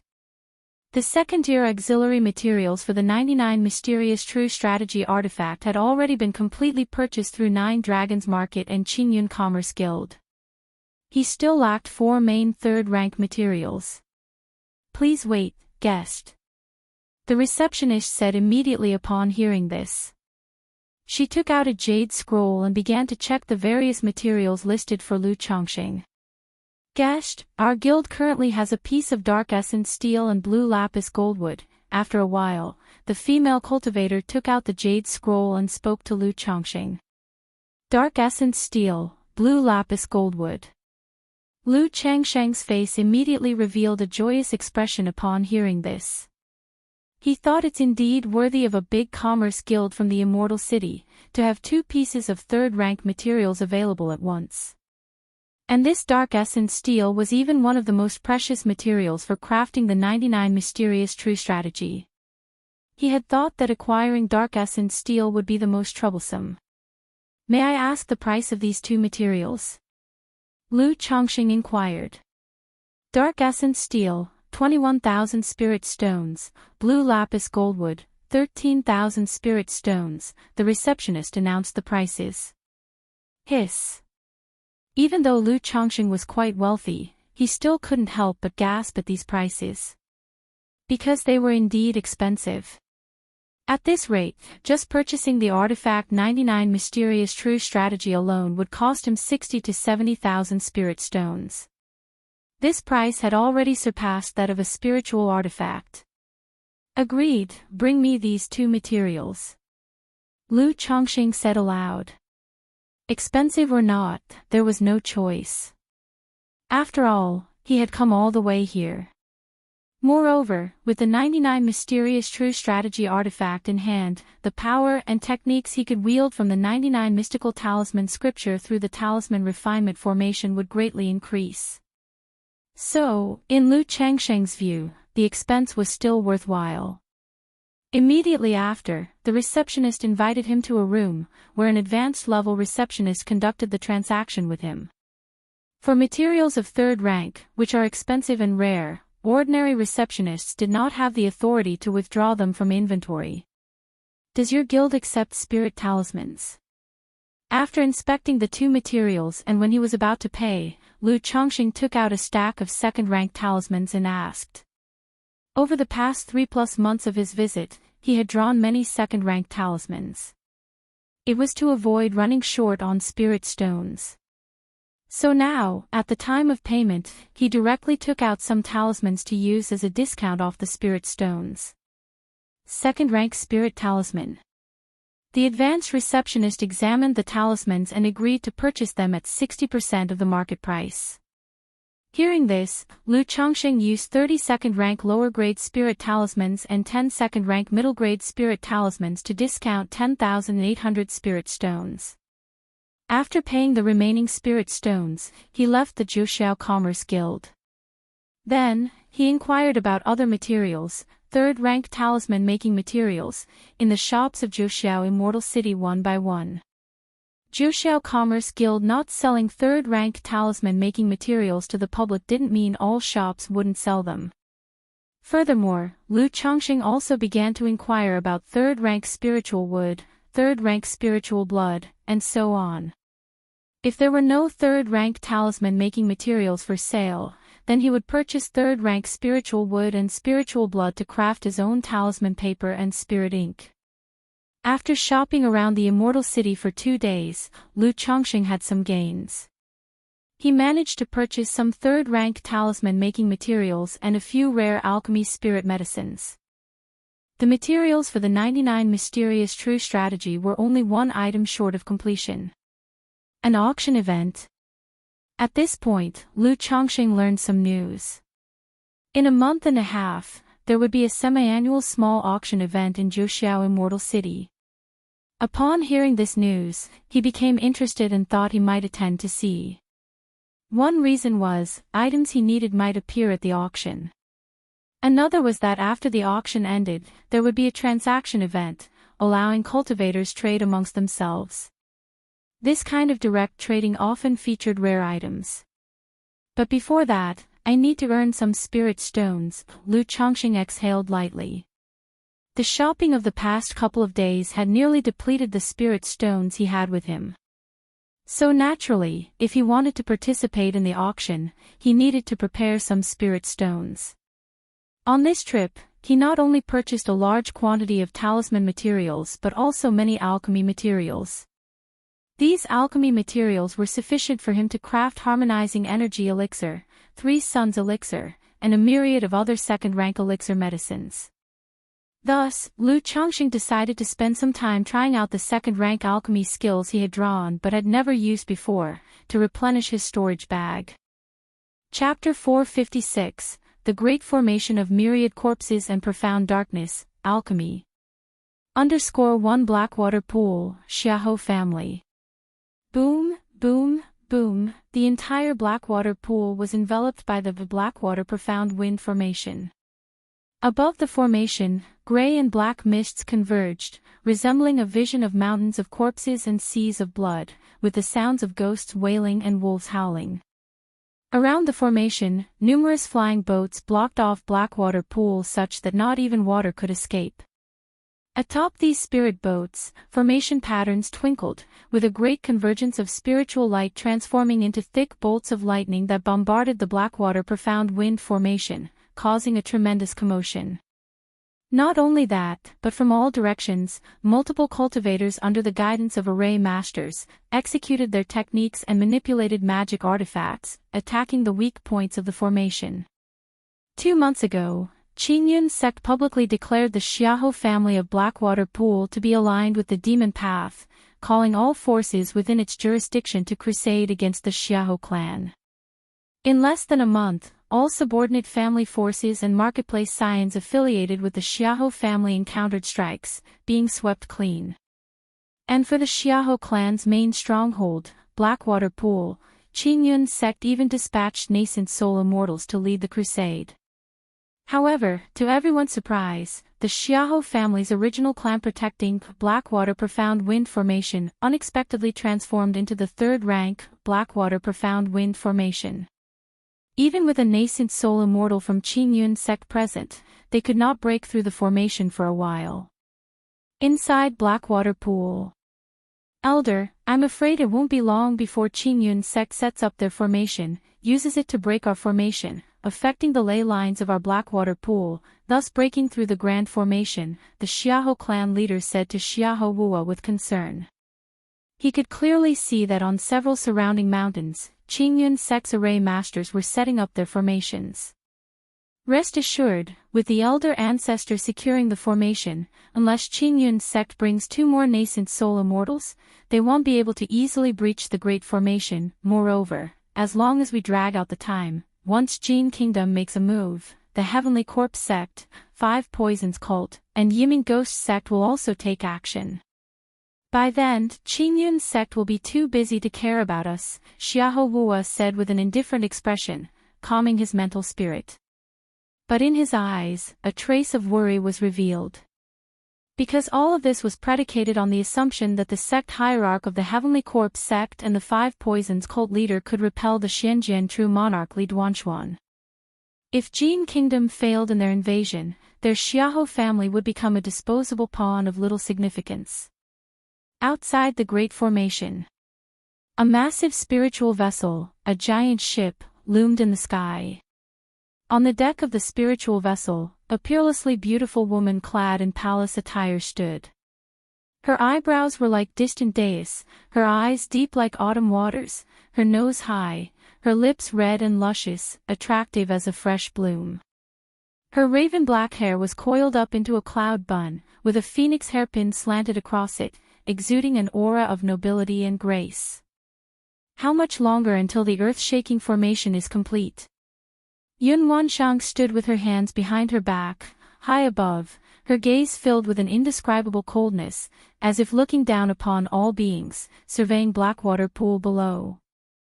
Reporting to Kaiyun True Immortal, we estimate it will take 1 more month for the earth-shaking formation to be completed, an array master replied as he flew onto the spiritual vessel. Gazing at the awe-inspiring beauty, astonishment shone in his eyes as he bowed respectfully and spoke. Make it faster, Yun Wanshang commanded coldly upon hearing this. She radiated an intangible majestic aura that shook one's soul. Yes. The array master shuddered upon hearing her command, answering with a reverent tone. Zhouxiao Immortal City. Inside and in. Alchemy first requires a pill furnace. As a second-tier top-level alchemist, I can't believe I don't even have a pill furnace. Lu Chongqing thought about making a quick profit through alchemy, only to remember that he didn't even own a pill furnace. Alchemy is unlike talisman making, it's very time-consuming. If I use my foundation establishment spirit flame for alchemy, I cannot be distracted and do other things, so, the best approach is to rent an alchemy chamber that has an earth fire for alchemy. This way, I can save money on buying a pill furnace and also make talismans while doing alchemy. Lu Chongqing silently concluded and left the inn, preparing to see if there were alchemy chambers for rent in the Immortal City. After all, he was currently short on money, and had many pending expenses that required spirit stones. If he spent 20 or 30,000 spirit stones just to temporarily get a pill furnace, it truly wouldn't be worth it. It was completely reasonable to wait until he had the spare money to purchase a good furnace outright. Furthermore, as a top-tier alchemist, he didn't need to constantly watch over the pill furnace like most alchemists. He could engage in other activities while the alchemy process was underway, and even operate several furnaces simultaneously. If he relied solely on his foundation establishment spirit flame for alchemy, he wouldn't be able to divert much attention to other tasks. That's why he opted to rent an alchemy chamber instead. Otherwise, spending the whole day by the furnace was too much of a waste of time. He might as well earn money making talismans. May I know if your esteemed establishment has second-rank pill furnaces and alchemy chambers for rent? After inquiring around briefly, Lu Chongqing approached an alchemy workshop and asked. Second-rank pill furnace and alchemy chamber. What we currently open to the public are merely near second-rank alchemy chambers, the attendant of the workshop replied, shaking her head. We don't have a second-rank chamber for rent, and pill furnaces are not available for rent externally. If you are a second-rank alchemist and willing to become our guest elder, we are prepared to provide a pill furnace and a second-rank alchemy chamber for your use. Lu Chongqing asked 5 or 6 different alchemy workshops and stores, all indicated that they didn't have second-rank chambers for rent. Even in Zhouxiao Immortal City, second-rank alchemists held a status. Such alchemists did not have the need to rent a second-rank alchemy chamber, as they possessed their own alchemy chambers. Chapter 457, The Great Formation of Myriad Corpses and Profound Darkness, Alchemy. And these alchemy workshops and alchemy stores mostly provide second-rank alchemy chambers for their own alchemists and do not lend them out to outsiders. Do I really have to buy a pill furnace and make elixirs at home? In that case, I'd be better off making money through talisman making. After walking out of an alchemy workshop, Lu Chongqing shook his head slightly. He had originally thought that with the high profits from alchemy, he would easily make a fortune. However, he didn't expect to be stumped by such a trivial issue. Forget it, this is the last place. If it doesn't work out, I'll put alchemy aside for the time being. When I return, you'll see about setting up an alchemy workshop in the Hongya marketplace, hiring a couple of fire-stoking boys and alchemy apprentices. Lu Chongqing gazed at the alchemy pavilion ahead, musing to himself. He then stepped forward and walked in. Inside the store, there was only one girl around 15 or 16 years of age. The girl was dressed in a goose-yellow gown, with a Sherdare hairstyle, eyes like pools of water, a cute nose, and rosy lips. Propping her fair little hand against her cheek in boredom, her small feet in delicate embroidered shoes swung under the goose-yellow gown. Upon seeing Lu Chongqing, she immediately perked up and inquired, "Welcome, may I ask what kind of elixir medicines the customer wishes to purchase? I'd like to ask if you have a second-rank pill furnace and alchemy chamber for rent?" Lu Chongqing asked, looking at the girl. "A second-rank pill furnace and alchemy chamber, that's not something we offer to the public." The girl shook her head subconsciously in refusal upon hearing this. Every alchemist dislikes others entering their own alchemy chamber or using their pill furnace. Moreover, lending it out to the public is dangerous, as mishaps such as explosions in the furnace could occur. But as soon as she spoke, she looked at Lu Chongqing and asked, "May I know if the customer is a second-rank alchemist?" "If you are a second-rank alchemist, our store does have a second-rank pill furnace and alchemy chamber available." The girl gazed at Lu Chongqing with bright, hopeful eyes. "I'm a second-rank alchemist, but am not currently interested in serving as a guest elder and being an alchemist exclusive to a store," Lu Chongqing said with a smile, shaking his head. A couple of the stores he had visited earlier were also willing to provide a second-rank pill furnace and alchemy chamber. But the condition was signing a spiritual contract to become a guest elder or an alchemist exclusive to the store. Although he possessed the Misty Sky bead, which could deceive a spiritual contract, the basic ethics in his heart prevented him from doing such a thing. "Is that so?" The girl fell into thought, biting her finger upon hearing that. "Since it's not available for public rental, then I won't disturb you anymore." Lu Chongqing didn't mind, slightly bowing his hands towards the young girl. "Senior, please wait. Our store's pill furnace and alchemy chamber are currently in use, and we can rent them to the senior. But the price is 50 spirit stones per day, with a minimum rental period of 10 days, and the spirit stones consumed by the earth fire array need to be provided by you, the senior," the girl in the yellow gown called out as Lu Chongqing started to leave. "Oh." Lu Chongqing paused in his steps, nodded to the girl, and replied, "No problem." 50 spirit stones a day was not expensive. After all, buying a second-rank pill furnace would cost at least 10,000 spirit stones. And a top-grade second-rank pill furnace, twice as expensive as a talisman brush, would cost 30 to 40,000 spirit stones.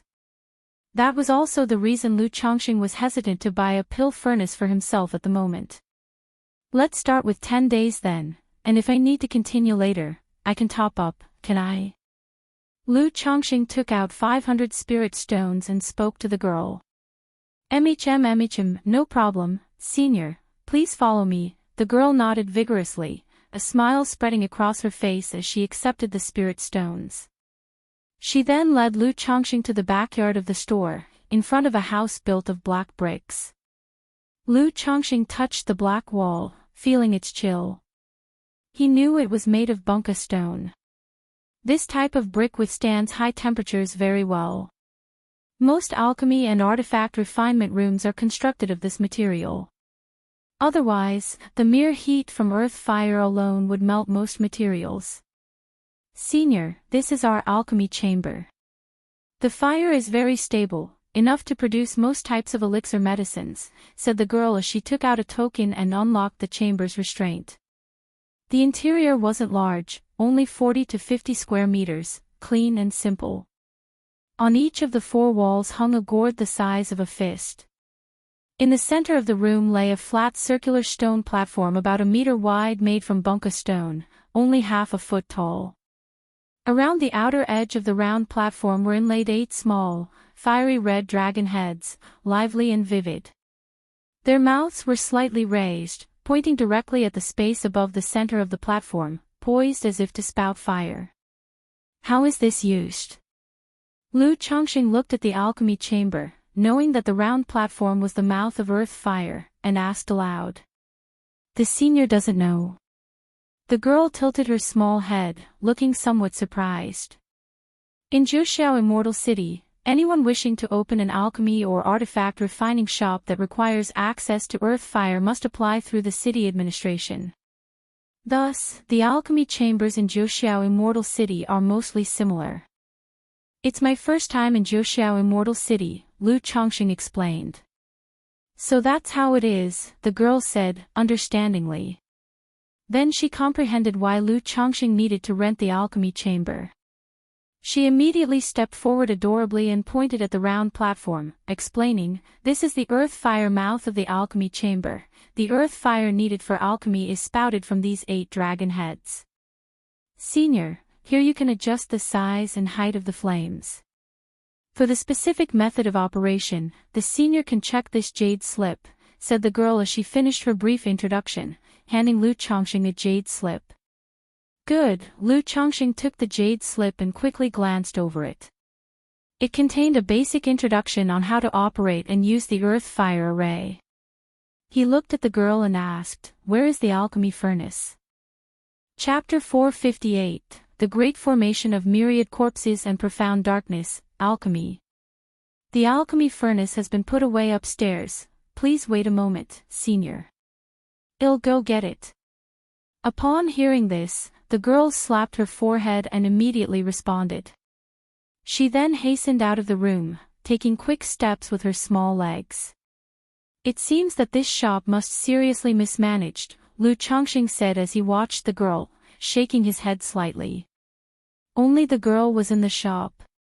Considering her bored demeanor a moment ago and the display case in the shop with mostly first-grade elixir medicines, he roughly judged that the current situation of the shop was not very good. The few alchemy shops he had just visited, no matter how poor, all had 1 or 2 reception apprentices. Moreover, looking at the clean state of the alchemy chamber and the pill furnace being put away, it meant there probably was no alchemist present either. Senior, the alchemy furnace, the girl returned to the room in a short while, taking out a half-man tall, reddish-bronze cloud-patterned alchemy furnace from her storage bag. Thank you very much, Lu Chongqing said as he looked at the pill furnace in front of him, mana flowing within his body, immediately causing the furnace to steadily land atop the 8 fire-breathing dragon heads. Oh, senior, inside these gourds is Mars sand, which can temporarily strengthen the power of the earth fire. If you find the temperature of the earth fire insufficient and need a greater blaze to increase its power, feel free to add Mars sand. This is complimentary, the girl said, pointing to the gourds on the wall. Thank you very much, Lu Chongqing nodded and said with a smile. All right, senior, please proceed with your alchemy. I won't disturb you any further. It'll be in the front shop all the time. Just call me if you need anything. By the way, my name is Li Xingyu, the girl in the yellow skirt voiced. Haha, thank you for your trouble, Miss Li, Lu Chongqing replied, nodding. After speaking, he added, my name is Yi Fan. Alright, Senior Yi. Upon hearing this name, the girl's eyes instantly curved into crescents, beaming with a smile. She knew that since the other party was willing to share his name, it meant that their relationship had also become closer. This Senior Yi seems easy to talk to. I wonder if my sister can recruit him as a resident alchemist. If we haven't managed to invite a resident alchemist, I wonder if I could ask Senior Yi for this favor, thought the girl as she left the alchemy chamber. Huff. After the girl left, Lu Chongqing closed the door to the alchemy chamber and began to prepare for alchemy. He first embedded 3 middle-grade spirit stones into the earth fire array. Then, following the spell from the jade slip, he cast 8 streaks of red light upon the dragon heads. Pfft. The dragon heads immediately absorbed the red light, then spouted streaks of purple flames from their maws. The alchemy chamber was filled with a surge of intense heat. Let's start with a furnace of harmonizing energy elixir to warm up the hands. Lu Chongqing prepared to first refine a furnace of harmonizing energy elixir, which aids those at the foundation establishment cultivation. Rise! He looked at the pill furnace and with a hand gesture, cast a ray of spiritual light. Behold, the lid of the furnace flew up, and a stream of spiritual water rushed into the pill furnace, cleaning it thoroughly. Then, with a slap to his storage bag, multiple spiritual medicines flew one by one into the pill furnace for refinement. Blue moon grass, citrus ghost flower, bamboo cloud juice. Although it was his first time performing alchemy, Lu Chongqing was not the slightest bit nervous, exuding a quiet calm. With his second-rank alchemy skills, a common second-grade elixir like the harmonizing energy elixir was something he could handle with ease. Just like that, Lu Chongqing placed all the required spiritual medicines into the pill furnace, then replaced the lid perfectly. This step was executed flawlessly, without a single mistake. Watching the flames slowly burning and refining the spiritual medicines, Lu Chongqing casually took out a talisman brush, talisman paper, and spirit ink and began drawing. Taking advantage of the free time during alchemy, he started crafting a few spirit talismans. If anyone were to witness this scene, they would likely be too astonished to speak. Chapter 459, The Pitiable Pair of Sisters _1 Jiangzhou, Dongning City. Lu Pingan, it was really nice meeting you.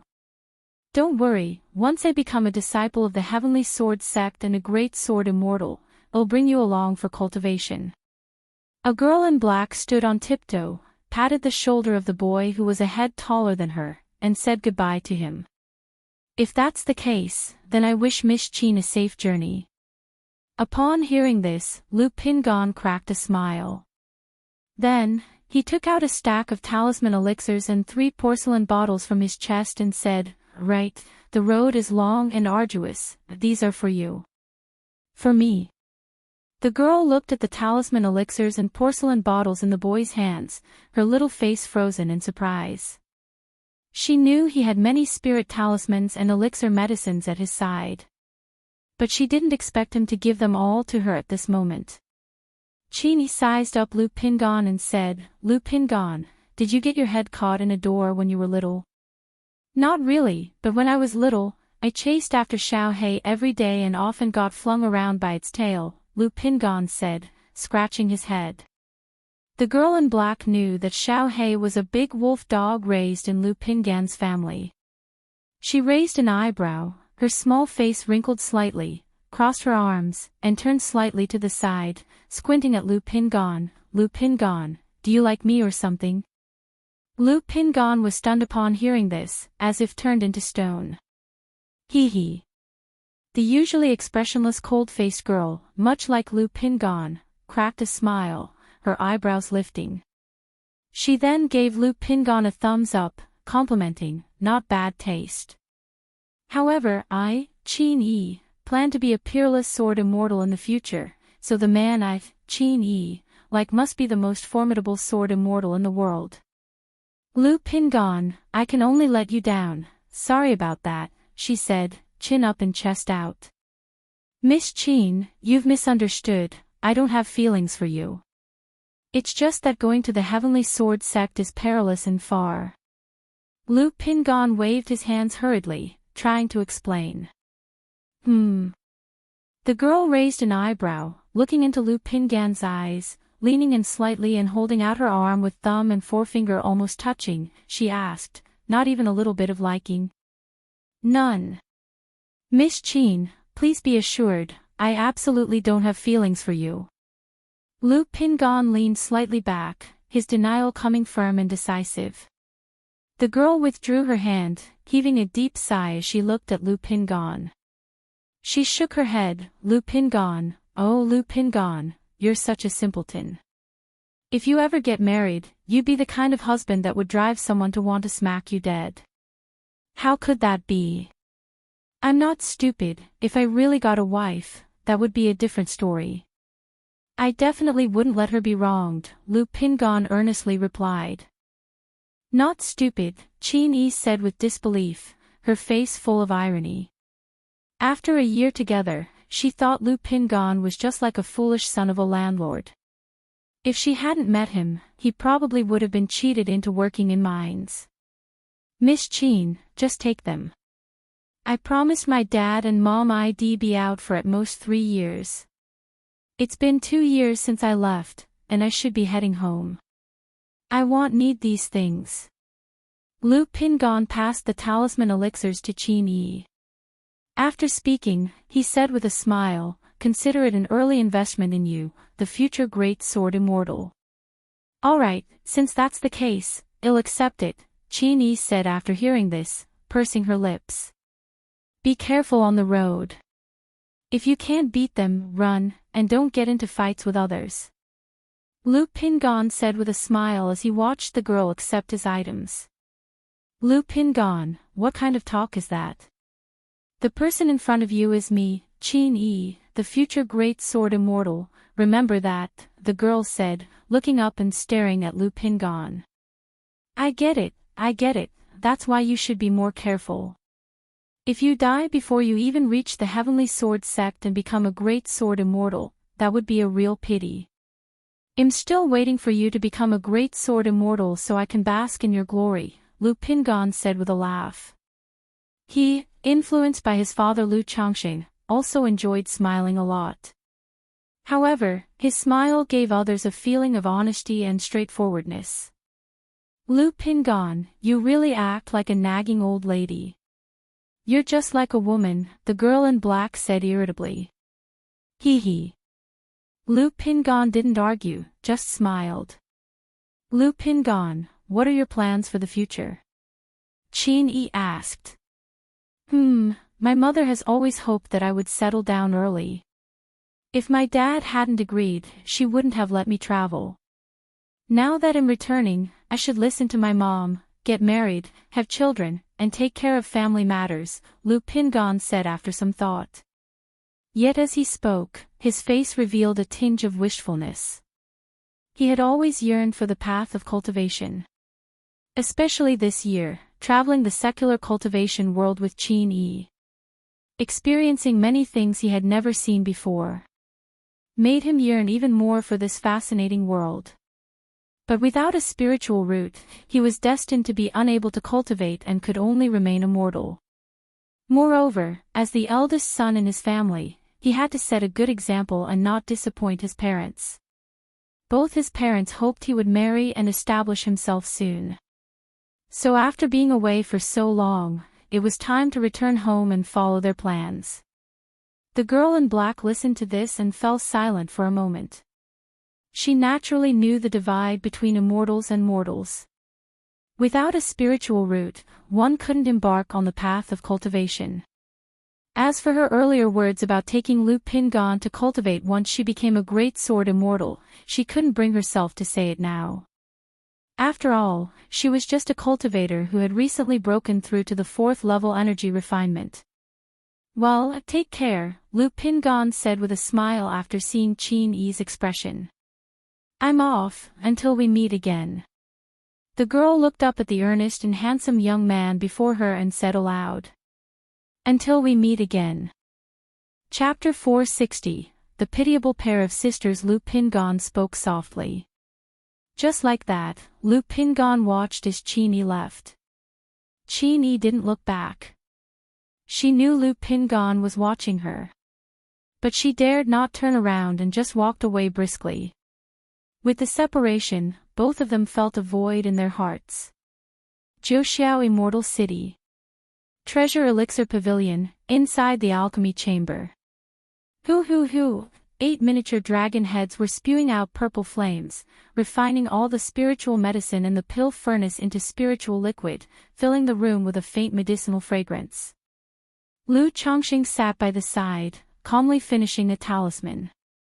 Then he lifted his hand, porcelain vases opened one after another, several drops of spiritual liquid and powder flew into the pill furnace, then he cast a spell. After finishing, Lu Chongqing picked up the talisman brush again and continued crafting talismans. A day and a half later. Condense. Seeing the acupurple medicinal liquid in the pill furnace slowly turning into a deep purple, with spiritual light emerging, Lu Changxing seized the right moment and cast a spiritual art. The deep purple medicinal liquid continuously thickened, with the color shifting between blue and purple, emitting a rich medicinal scent. This time, Lu Changxing did not continue talisman making. Instead, he quietly watched the crimson pill furnace, using a fire-controlling technique to manage the intensity of the flames. Open. As soon as the spirit pills in the pill furnace took shape and the spiritual light blossomed, Lu Changxing shouted clearly, forming hand seals to employ the furnace opening spell. The lid of the furnace flew off and steam diffused out, with strands of acupurple light swirling around, spreading the medicinal scent in all directions. Whoosh whoosh whoosh, with a wave of heat, mana enveloped 19 elixir medicines, which flew into Lu Changxing's hands. Not bad, 19 elixirs produced, 13 of fine quality and 6 of exceptional quality, Lu Changxing said as he inspected the lustrous elixir medicines in his hand and nodded slightly. Elixir medicines varied in quality. They could generally be classified as inferior, standard, fine, and exceptional. Inferior elixir medicines are considered substandard. Although consumable, their effectiveness is poor, and they contain high elixir toxicity. Excessive use can harm the body. Fine and exceptional elixir medicines not only have better efficacy but also contain less elixir toxicity. The elixir medicines sold in the marketplace are mostly standard or fine quality, with exceptional elixirs being quite rare. Yet, for Lu Changxing's first time refining elixirs, he produced 19, with 13 of fine quality and 6 of exceptional quality, which was truly remarkable. The cost of this batch of elixir medicines is roughly 100 spirit stones, Lu Changxing mused. 19 elixirs, if calculated like this, the profit is actually about the same as what I get from making second-rank talismans. However, since the elixirs I've refined are either fine or exceptional quality, their price can be quite a bit higher, he added. Lu Changxing briefly calculated the profit from this batch of elixir medicines. Back then, at the Elixir Cauldron Pavilion of Qingyun Market, he had purchased a bottle of harmonizing energy elixirs, spending 1,200 spirit stones. A bottle contained 10 elixir medicines. That is to say, this batch could sell for over 2,000 spirit stones, almost 20 times the profit. But the harmonizing energy elixirs he purchased were all standard quality. If they were of fine or exceptional quality, the price could be expected to be 2 to 3 times higher, or even more. After all, there are always wealthy individuals willing to spend more for that extra bit of efficacy and a little less elixir toxicity. Of course, harmonizing energy elixir is just the most common type of second-rank elixir. If high-difficulty elixirs like Three Suns elixir or Breakthrough elixir are refined, the profit margin could be considerably higher, he continued. And if it's possible to concoct foundation establishment elixirs or coagulation crystal elixirs, the profits would be even more substantial, he noted. However, the materials for these elixirs are quite rare, and they can't be produced in large quantities. Moreover, one of the reasons alchemists are so sought after is that many cultivators are willing to provide their own materials and pay for elixir concoction services. If the alchemy fails, there's no need to compensate, and if it succeeds, not only do the excess materials go into your pocket, but there's also a generous bonus. That's what makes the alchemists in demand. Having been in the cultivation world for a while now, Lu Changxing understood the reasons why alchemists hold a slightly higher status than talisman masters. It's because the demand for, and the rarity of, certain elixirs exceeds that of talismans. An alchemist who earns a good reputation will have an endless stream of cultivators seeking his services for pill concoction. There's no need to busy oneself with daily alchemy to earn spirit stones. When I return and reveal my foundation establishment strength, I can also gradually show off my alchemy skills, he planned. After a few years, once I've built a reputation as Master Lu, the dual expert of elixirs and talismans, not only will wealth flow in, but numerous people will also come seeking my services for talisman making and alchemy, he envisioned. And I can recruit loads of talisman apprentices and alchemy apprentices to work for me. Lu Chongqing contemplated in his heart. Although he now had more than 30 children with spiritual roots, he planned for those without the talent to follow the path of craftspeople. But with the high barriers to entry in the 100 arts of cultivation, it's not likely that every child could achieve success. Even if all did become craftspeople, Lu Chongqing certainly wouldn't exploit his children, having them toil day in and day out concocting pills and crafting talismans for money. Who would build their development on internal exploitation? He established the family with the intention of providing an excellent environment for his descendants to grow. If he resorted to internal exploitation, that would be a deviation from his path. Thus, he intended to train a few talented apprentices to work for his family once it was established. In the cultivation world, people are the least valuable commodity. Even if they have spiritual roots or talent, it remains the same. Given his current second-rank talisman master status, if he were willing to recruit talisman apprentices from outside, countless individuals would be eager to apprentice and sign spiritual contracts. Sigh, I never thought I'd take the path of exploitation, Lu Chongqing exhaled lightly, shaking his head. He took out a white jade porcelain vase and put all the elixir medicines into it. Afterward, he looked at the pill furnace in front of him, formed hand seals for controlling fire, cleaned the furnace, and had various spiritual medicines enter the pill furnace, continuing with alchemy. Chapter 461. The pitiable pair of sisters. Li Xingruo dragged her weary body toward her family's shop. Without a second-rank alchemist presiding, not only has business dwindled greatly, but we also can't pass the triennial shop assessment. Dad, Mom, what should I do? Li Xingruo looked at her deserted treasure elixir pavilion and heaved a deep sigh. She was born into a cultivation family. Her father was a foundation establishment cultivator and a second-rank alchemist. Her mother was also a foundation establishment cultivator. Under these circumstances, she could be considered to have been born with a silver spoon in her mouth. Thus, she was like a star cherished by all from a young age. But a year ago, everything changed. Her parents encountered a heretic cultivator during a trip and both perished, leaving behind her and her younger sister. Confronted with such a situation, their family did not offer concern or aid, but even tried to snatch the properties under her parents' names and force her sister into marriage.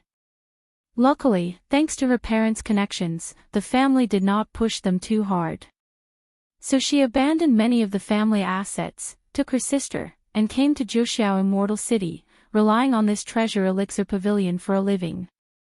Originally, after being run by her parents for so many years, the elixir shop had already established a solid customer base and reputation in Wuxia Immortal City. As long as they could hire a second-rank alchemist, even if business couldn't return to its former glory, it wouldn't be too bad. But the family outright cast them out as renegades. Not only did they stop supplying spiritual medicine, they also recalled the apprenticeships of the alchemy from their shop to the family, and forbade any other alchemists from collaborating with their shop. As time passed, their treasure elixir pavilion business got worse and worse. Many corporate partners also gradually ceased their cooperation. Half a month ago, she heard that a second-rank alchemist appeared in Baishan workshop. Without stopping to rest, she rushed over, hoping to offer a high price to invite the person to her shop to become the presiding alchemist. Just promoted to second-rank alchemist, he readily agreed to the terms and was ready to sign a spiritual contract. But upon finding out about her situation, he immediately chose to renege, sending her home defeated and disheartened. Sister, you're back. Inside the shop, Li Xingyu, dressed in a pale yellow gown and with a lovely countenance, saw her sister return and immediately brightened up, her small face beaming with a smile as she called out, Xingyu. Li Xingruo, looking at her sister's cheerful demeanor, squeezed out a smile on her somewhat weary face. A year ago, she was just like her sister, carefree, happily helping their parents manage the business every day. But since the death of their parents, a series of incidents taught her the coldness of the secular world. Sister, how did it go with the alchemist from Baishan workshop? Is he willing to come to our place and be our presiding alchemist? Seeing her sister's fatigue, Li Xingyu brewed a cup of spiritual tea for her and spoke up. He's not willing. Li Xingruo picked up the spiritual tea, took a sip, and gently shook her head. It's all right, sister. If it really comes down to it, we could sell the treasure elixir pavilion.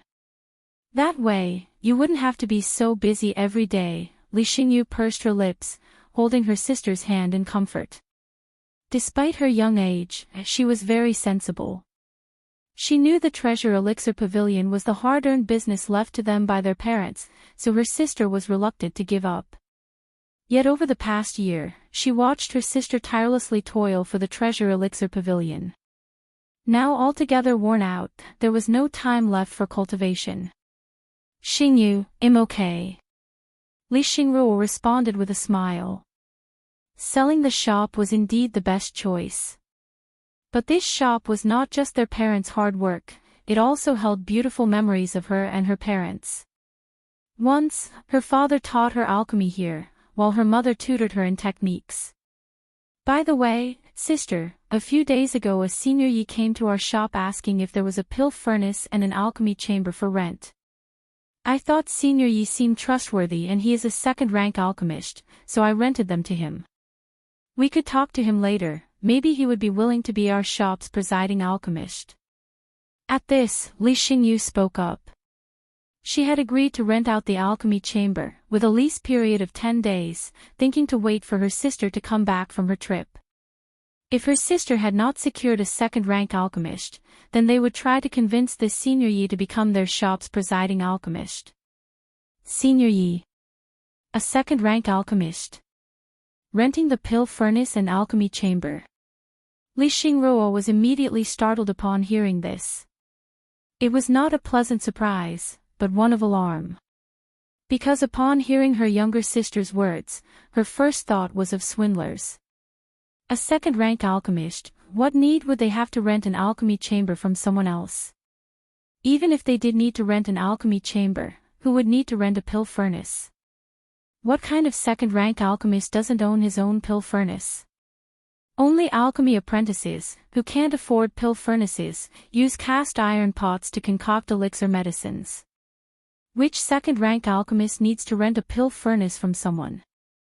Xingyu, where is this alchemist? Still in the alchemy chamber. Li Xingruo immediately stood up and asked anxiously. This pill furnace was one of her father's heirlooms. It was also the most precious item in the shop at the moment. Thus, she normally kept the pill furnace put away, stored in the third-floor depository. She didn't expect her younger sister to actually rent it out to someone else. If this Senior Yi turned out to be a con artist and either blew up the furnace through reckless alchemy, or swapped it with a fake and ran off with their actual pill furnace, the loss would be tremendous. Surely not. I thought Senior Yi was quite amiable, he didn't seem like a swindler. Li Xingyu began to feel nervous after hearing her sister's words. It didn't occur to her that her goodwill might have backfired. She was also aware of the dire situation at home. Her sister had been out trying to recruit a second-rank alchemist. Chapter 462, The Pitiable Pair of Sisters _4 That's why the alchemy chamber was rented out externally to retain Lu Chongqing. Now hearing her elder sister's words, she felt that was indeed the case. Where would a second-rank alchemist not even have a pill furnace of his own? Moreover, this Senior Yi seemed quite unfamiliar with her family's earth-fire array and the starfire sand. Immediately, the two sisters quickly went to the backyard. Xingyu, you ask. Li Xingruo, seeing that the person was still in the alchemy chamber, let out a sigh of relief and asked her younger sister to call out. Although she suspected that Lu Chongqing was a fraudster, she had not yet resorted to barging into the alchemy chamber directly. After all, it was only a suspicion. What if Lu Chongqing really was an alchemist? What if he was at a critical moment in his alchemy process? As an alchemist herself, she knew that one should not be disturbed during the process of alchemy. Furthermore, in her heart, she hoped that this senior Yi was truly a second-rank alchemist. Because a second-rank alchemist who had fallen on such hard times that he had no pill furnace indicated that he was in a dire situation. If she could just offer generous terms, maybe she could persuade him to become the resident alchemist at her family's store. Senior Yi, Li Xingyu took out a token and called out into the alchemy chamber. Miss Li, is there something the matter? Lu Chongqing, who was in the midst of alchemy and talisman making, asked without raising his head. Are you available right now? My sister has returned and would like to see you. Li Xingyu bit her lip and spoke out. She felt that Lu Chongqing had a kind temperament and couldn't believe he was a fraudster. Come in. Lu Chongqing, hearing this, guessed that it might be the young girl who had rented the alchemy chamber, and now a family elder had returned and came over to check in person. Giggle, the large stone door of the alchemy chamber slowly opened. A wave of heat spread out from inside the room. The sisters walked into the alchemy chamber. They immediately smelled a strong fragrance of medicine. In the center of the room, the fire in the pill furnace blazed vigorously, with spiritual light flowing around it, clearly in the process of concocting some extraordinary elixir medicines. Lu Chongqing was seated to one side, busily writing something. What? The sisters were stunned at the sight. What is this? The fire was roaring as it refined elixir medicines. Yet here was Lu Chongqing holding a spiritual brush, writing something. It looked as though he was making talismans. Whoever heard of someone doing other tasks while also engaged in alchemy? Ladies, please wait a moment. Lu Chongqing said without raising his head. He could divide his attention while making talismans. But after all, he was crafting a second-rank spirit talisman. He needed to keep an eye on the talisman paper to finish the drawing, unable to do so blindly. A moment later. Lu Chongqing's brush, in his hand, completed the last stroke on the talisman paper, causing spiritual light to surge on it. A second-rank talisman, made. Fellow Daoist, Miss Li. Only then did Lu Chongqing stand up and raise his head, greeting the two women with a smile. By their appearance and resemblance, he could tell at a glance that the two must be biological sisters. Li Xingyu was around 15 or 16, with clear eyes, a straight nose, an oval face, and a quiet disposition, charming and cute. This woman appeared to be about 20 years old. Her face had a 7 or 8/10 resemblance to Li Xingyu, with clear, refined features and bright eyes and white teeth. She seemed a bit weary from busyness, showing a trace of fatigue on her face.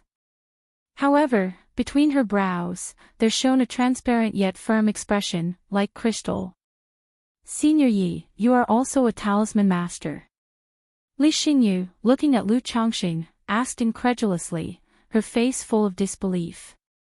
The surge of spiritual light from the talisman paper confirmed that Lu Chongqing was indeed making a talisman, drawing a spirit talisman just a moment ago. This left them so astonished they were at a loss for words. You see, both alchemy and talisman making are immensely difficult tasks that cannot be influenced or disturbed by external factors.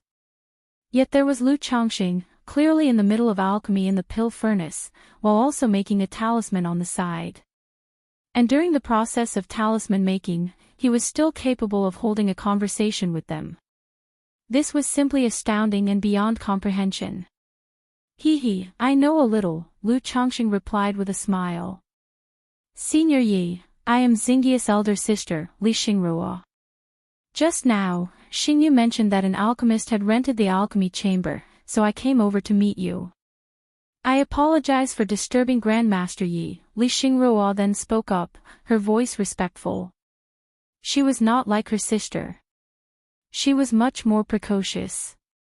Having learned alchemy from her father since she was young, she was a first-grade, high-quality alchemist. From the scent of the medicine, the fire in the pill furnace, and the medicinal liquid, she could roughly deduce that a second-grade elixir medicine was being concocted inside. This Senior Yi was indeed a second-rank alchemist. Not some scammer. This made her almost at a loss for what to say. To be concocting a second-grade elixir medicine while dividing his attention to make a talisman. And the surge of spiritual light when the talisman was completed indicated it was not just any ordinary spirit talisman. This excited her deeply. She realized her younger sister truly had encountered a master. The senior Yi before them was a real expert. If he could become the resident alchemist at their store, their shop could be saved. No problem. I came to Wuxia Immortal City and forgot to bring my pill furnace, so I had to find a place to rent both a pill furnace and an alchemy chamber. I owe it to your younger sister for providing me a place to conduct my alchemy, Lu Chongqing said with a smile. He could tell that Li Xingruo was likely quite sharp and capable. Senior Yi, are you planning to settle in Wuxia Immortal City? If you're looking for a place to stay, our treasure elixir pavilion is currently lacking a resident alchemist. I wonder if Senior Yi might be interested.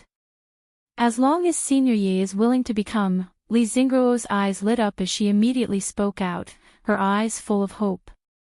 Miss Li, I came to Wuxia Immortal City to take care of some business and don't have plans to settle here, Chapter 463, The Pitiable Pair of Sisters _5, so there really is no way for me to serve as the resident alchemist for your esteemed pavilion, Lu Chongqing shook his head, voicing his refusal.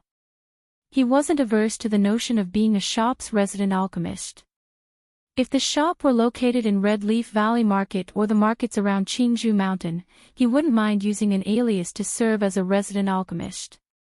Not only would that provide an additional income, but it would also create another channel for selling elixir medicines.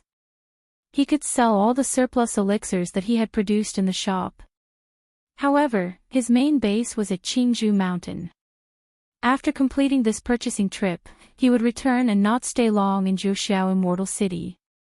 Where does Elder Yi reside? As long as you are willing to become our treasure elixir pavilion resident alchemist, you don't have to come to the shop regularly. Xingruo can visit you to discuss matters. You only need to take the trouble of coming over when there is a need. Li Xingruo was reluctant to give up and continued to speak. Li fellow Taoist, I reside in the Qingyun region, which is truly far from Wuxia Immortal City, Lu Chongqing said, shaking his head. From Qingzhou Mountain to Wuxia Immortal City, one would have to traverse half of Jiang country cultivation realm. Qingyun region, upon hearing this, Li Xingruo felt somewhat disheartened. She knew that with such a distance, the journey was indeed long. Even by riding a spirit boat, it would take several months. Biting her lip, she persisted, may I ask when Elder Yi plans to leave? Her family's shop was facing not just a decline in business. There was another problem as well. In Wuxia Immortal City, there was a regulation. All pharmacy, talisman, and magic artifact shops in the inner city district must have a second-rank master in residence. Therefore, every 3 years, Wuxia Immortal City conducts a shop assessment. The resident talisman master of the shop is required to go to the 100 Arts Hall in the city for assessment and registration. If they did not pass the assessment, the shop's business license would be revoked. Now, there were only 3 months left until the assessment. If she could not secure a second-rank alchemist who hadn't registered in the city to pass the assessment within these 3 months, then her treasure elixir pavilion would no longer be able to operate. About 2 months, Lu Chongqing said after a moment of consideration. He planned to wait until the auction was over and then return home after exchanging the heads of the 2 robber cultivators from Red Leaf Valley. The reason he was not immediately collecting the reward was that Lu Chongqing had learned something. The rewards offered by the Heavenly Sword sect could be exchanged for items of equivalent value. Spirit stones, elixir medicines, magic artifacts, cultivation techniques, and rare treasures were all options. Therefore, he was not in a rush to claim the reward. He intended to wait until his purchases were complete to see which materials he still lacked. Only then would he use the heads of the 2 to select his reward, exchanging for the items he needed. 2 months, Upon hearing this, a pleading look appeared in Li Xingruo's eyes as she said, "I wish to request that Elder Yi act as the nominal resident alchemist for our treasure elixir pavilion and participate in the annual assessment. This assessment is in 3 months' time, and it will not take up much of your time, Elder Yi, as long as you are willing, Elder Yi. Any conditions you have can be discussed," Li Xingruo said, full of hope as she looked at Lu Chongqing. Her sister Li Xingyu nodded along, looking at Lu Chongqing with hopeful eyes as well. Any conditions can be discussed. Lu Chongqing had not expected that an offer to be a mere shop's resident alchemist could make the two women so determined and agreeable, willing to make such a significant commitment. He looked at the two sisters with a somewhat strange expression. The elder sister, 8th level energy refinement. The younger sister, 4th level energy refinement. At this age, with this cultivation level, it suggested that their spiritual root talents were quite impressive. If he were to marry them and have children, it seemed it would be quite good. However, he, Lu Chongqing, was not so desperate to propose that someone else's young girl becomes his concubine over such a trifle. In Zhuxiao Immortal City, there should be other second-rank alchemists among the surrounding family powers, right? Your pavilion manages to operate a shop here in the inner city district of Zhuxiao Immortal City. It shouldn't be that difficult to hire a second-rank alchemist, should it? Lu Chongqing asked out loud. This store's ability to operate in the inner city district of Zhuxiao Immortal City indicated that it had some strength. Nowadays, not only was the business sluggish, but the shop was also manned by just 2 young girls. It seemed it wasn't merely due to poor management. Therefore, Lu Chongqing speculated that there must be other reasons. Senior, Li Xingruo bit her lip and recounted the reasons. So that's how it is. After listening to Li Xingruo's words, Lu Chongqing sighed softly in his heart. He thought to himself that the two sisters were pitiable. Otherwise, considering the original family situation of the two sisters, they were indeed better off than many others. But such was the cultivation world, full of uncertainties. Senior, Li Xingyi's eyes reddened with memories flooding back as her sister recounted their parents' story, her face filled with sadness and misery. If that's the case, I can help you with the assessment 3 months from now. But how do I know what you've told me is true and that I won't offend the Li family behind you? Lu Chongqing spoke out. He, Lu Chongqing, was a father himself, with a heart full of love, always soft-hearted, and unable to bear seeing such things. If he could help, he was more than willing to lend a hand. As for the Li family behind the two women, he was not afraid. According to what Li Xingruo had just described, the Li family was only a foundation establishment family. After the death of her parents, the family had a total of 4 foundation establishment cultivators. But he could not simply believe whatever he was told. The senior may inquire a bit in the Immortal City, for example, the 100 Dawn Chamber and Heaven Knowledge Tower within the city deal in all kinds of intelligence and news. Senior may purchase information about our Li family and our shop through the 100 Dawn Chamber, and then you'll know if it's true. Li Xingruo said softly. Just recounting the past had made her feel somewhat depressed. All right. How about I give the 2 young ladies a response later tonight? Lu Chongqing glanced at Li Xingruo and nodded. He had also realized that after this procurement trip, there would certainly be a need for future purchases in the Immortal City. If the young women were good, he could maintain this relationship and channel. In the future, through the 2 women, he could purchase and acquire some rare materials in Zhuxiao Immortal City. Then have Xiao Xia ask for the spiritual vessel from Qingyun's sect to bring them back. This way, he could avoid the trouble of running around himself. Thank you, Senior Yi. Thank you, Senior Yi. Upon hearing Lu Chongqing's words, the 2 sisters exchanged a look, their eyes filled with joy. Chapter 464, The Tao Soldier of the Mysterious Corpse, witness the divine skills of a true person. _1 Blackwater Pool. Boom, boom, boom, hoo, hoo, hoo, one after another, the spirit boats, with cultivators taking turns attacking the Xiahou family's myriad corpses. Profound ghost formation, were causing a tremendous uproar and noise, accompanied by waves of ghastly wails and howls of wolves. However, it was apparent that the Qingyun sect's army's attack had significantly slowed down, nowhere near as ferocious as it had been at the beginning. Reporting to Kaiyun True Immortal, the earth-shaking formation is ready. Just then, an array master came aboard the giant spiritual vessel suspended in the void. He respectfully addressed a breathtakingly beautiful woman robed in colorful palace attire who exuded a regal and unparalleled elegance. Break the formation. Yun Wanshang, from her elevated position, gazed down upon all beings, slightly parted her red lips and uttered the words coldly and authoritatively. Yes. The nearby array master immediately acknowledged, taking out an array plate and manipulating it. Suddenly, the mountain ranges around Blackwater Pool, where the mountain-suppressing formation, mountain-shaking formation, inverted mountain formation, earth-shaking formation, and mudstone formation were set up, all activated at once. Under the direction of each array master, spiritual light surged, array flags fluttered in the wind, and bursts of light shot up into the sky. The light connected to the local Earth's energy and spiritual energy, merging to form the earth-shaking formation.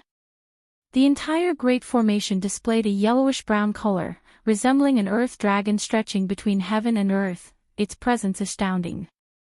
The earth-shaking formation had the power to overturn mountains and lakes and to shake spirit veins. A third-rank Great Formation was hard to break, with no weaknesses, because a formation of this level was already capable of perfectly connecting with the spirit veins, forming a world all its own, thus making it impregnable. But the earth-shaking formation's ability to invert mountains and lakes directly damaged the Great Formation's spirit veins, turning the third-rank Great Formation into a castle in the air that would collapse without being attacked.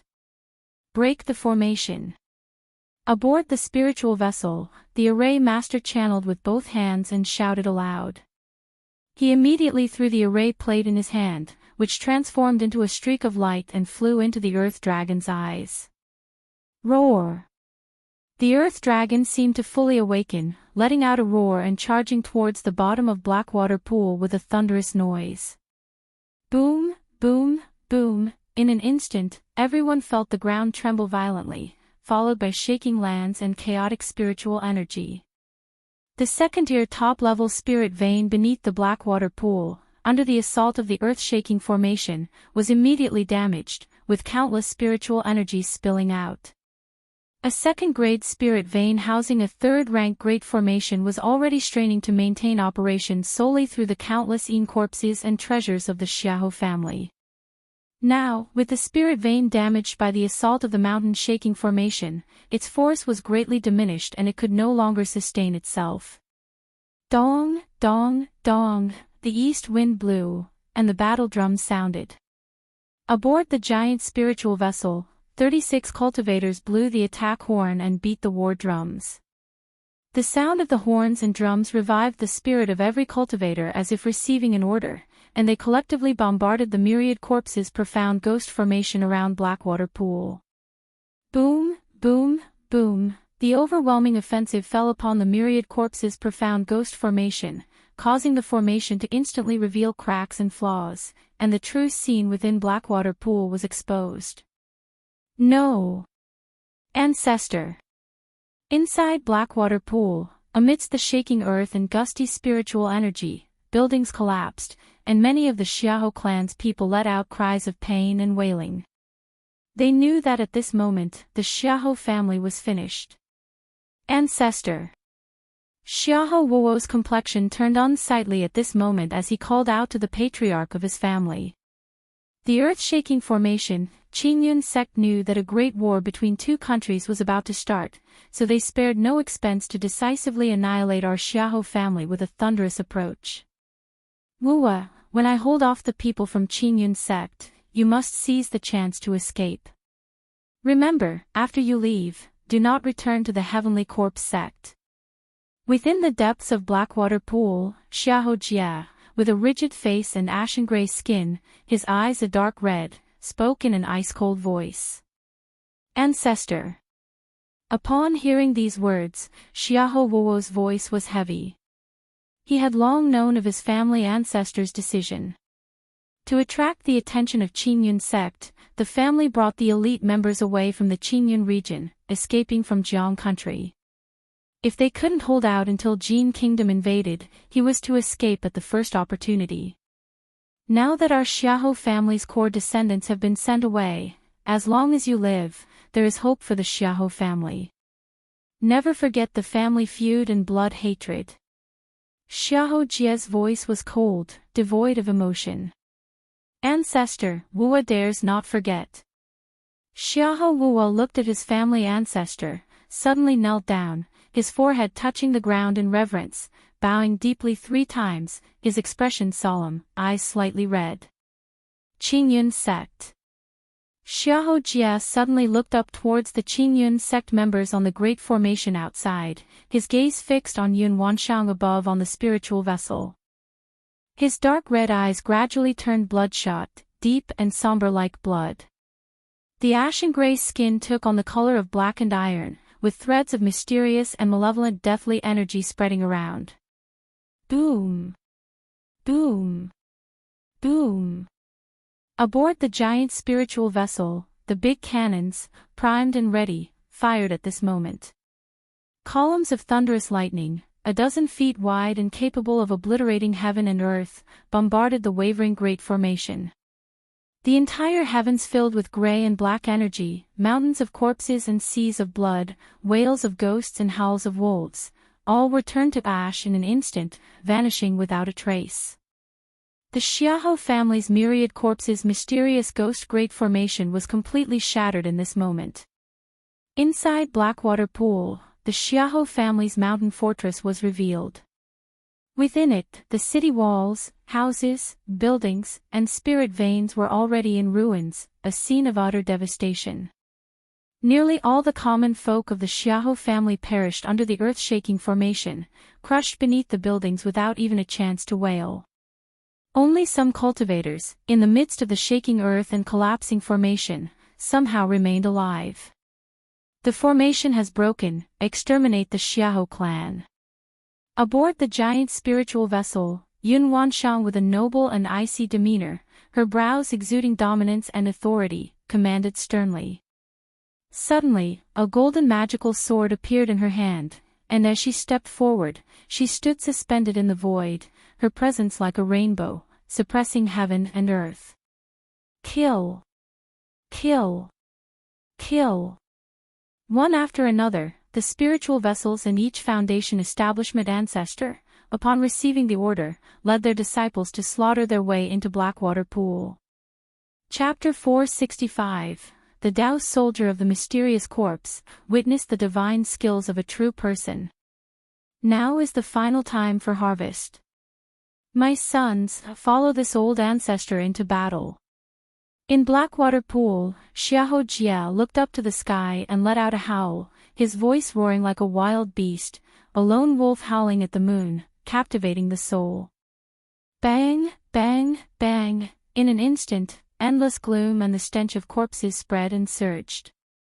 One could see from the territory of the Blackwater Pool clan, countless dark coffins flying out, covering the sky, easily 1,000 in number. Numerous zombies broke out of their coffins, hauled to the sky with blood-red eyes, and charged towards the people. Kaiyan True Immortal, Xiahou Jie, today bring my Xiahou family's sons and Tao soldiers of the mystical zombies to experience the might of your divine skills. Xiahou Jie stood on a bronze coffin and soared into the sky.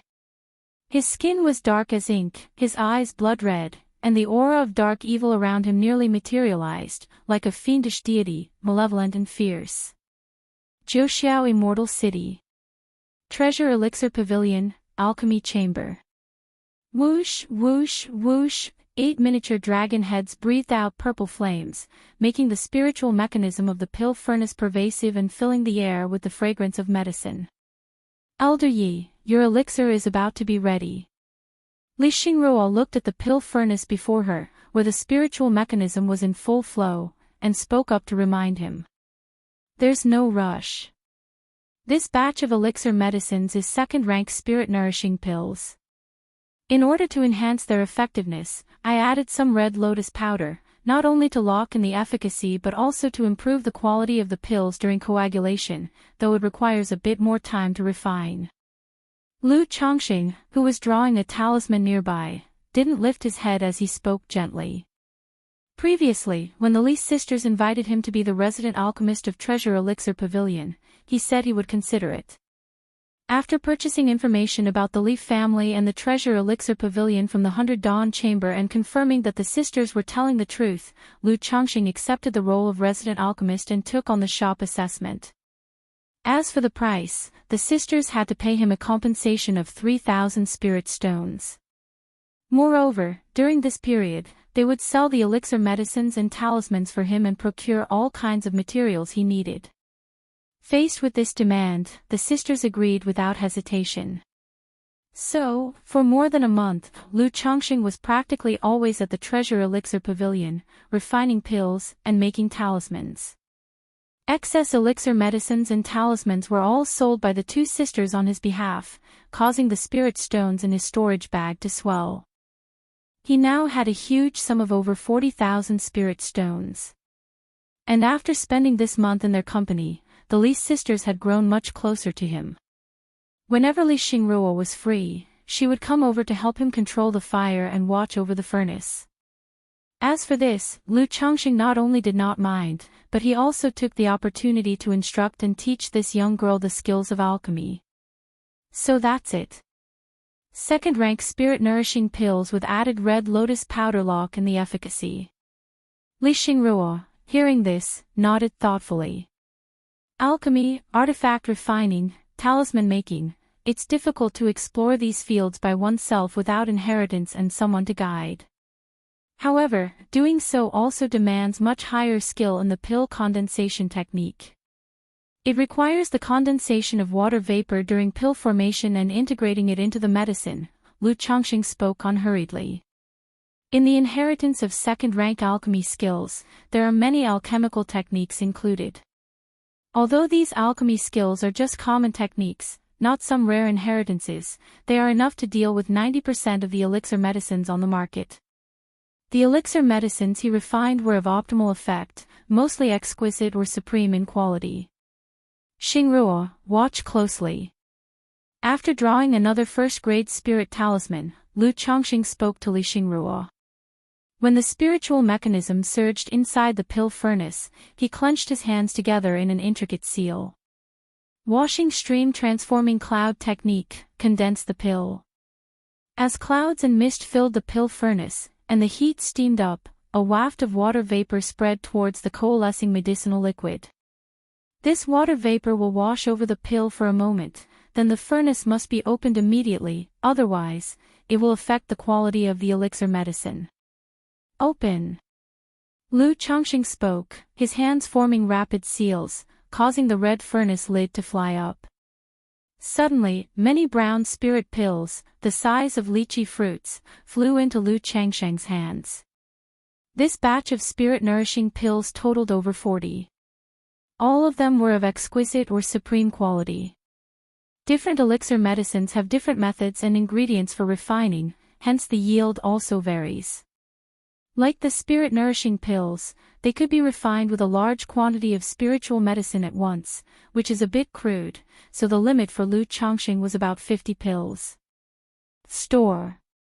Lu Chongqing took out a porcelain bottle and let the 40-plus spirit-nourishing pills all enter into it.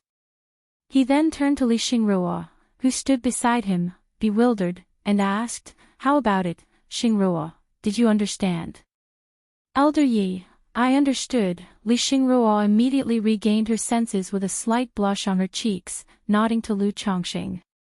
Just now, watching Lu Chongqing's heroic face and kind instruction reminded her of the days when her father taught her alchemy here. Though her normally kind father was very strict about alchemy, unlike Elder Yi's gentle approach. Let's stop here for today. You can also come to me if you have any questions about alchemy. With your talent, as long as you apply yourself, becoming a top-tier alchemist is not far off, and there's hope for you to reach second rank in the future, Lu Changxing said to Li Xingruo. This girl indeed had a knack for alchemy, a solid foundation. If her father had not passed away, leaving her without guidance and preoccupied with trivial matters, she would probably have already reached the pinnacle of first-grade alchemists. Thank you, Elder Yi, Li Xingruo said, as if greatly encouraged, and nodded firmly. After spending over a month together, she recognized that the Elder Yi before her was a very potent alchemist, even more so than her own father. Thus, she deeply trusted Lu Changsheng's words, knowing that if he said she had prospects to become a second-rank alchemist, then she certainly did. The auction starts tomorrow. I hope it won't be disappointing, Lu Changxing mused as he stepped out of the alchemy chamber and let out a breath. He was ready to go back and get a good rest. Chapter 466, The Tao Soldier of the Mysterious Corpse, witnessed the divine skills of a true person. After several days of continuous alchemy and talisman making, he felt tired in both body and mind. Senior Yi, all the harmonizing energy elixirs you made before are sold out. Some people even came asking when new stock would arrive, saying that the elixirs you made have excellent effects, Li Xingyu, in the store's lobby, excitedly said upon seeing Lu Changxing. Ever since Lu Changxing arrived, their family's elixir shop had been doing much better, making her very happy collecting spirit stones every day. Even though these spirit stones weren't hers.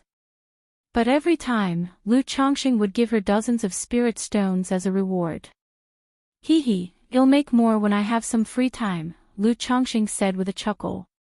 You are the resident alchemist of Treasure Elixir Pavilion. I wonder if Master Yi can refine a premium true essence elixir.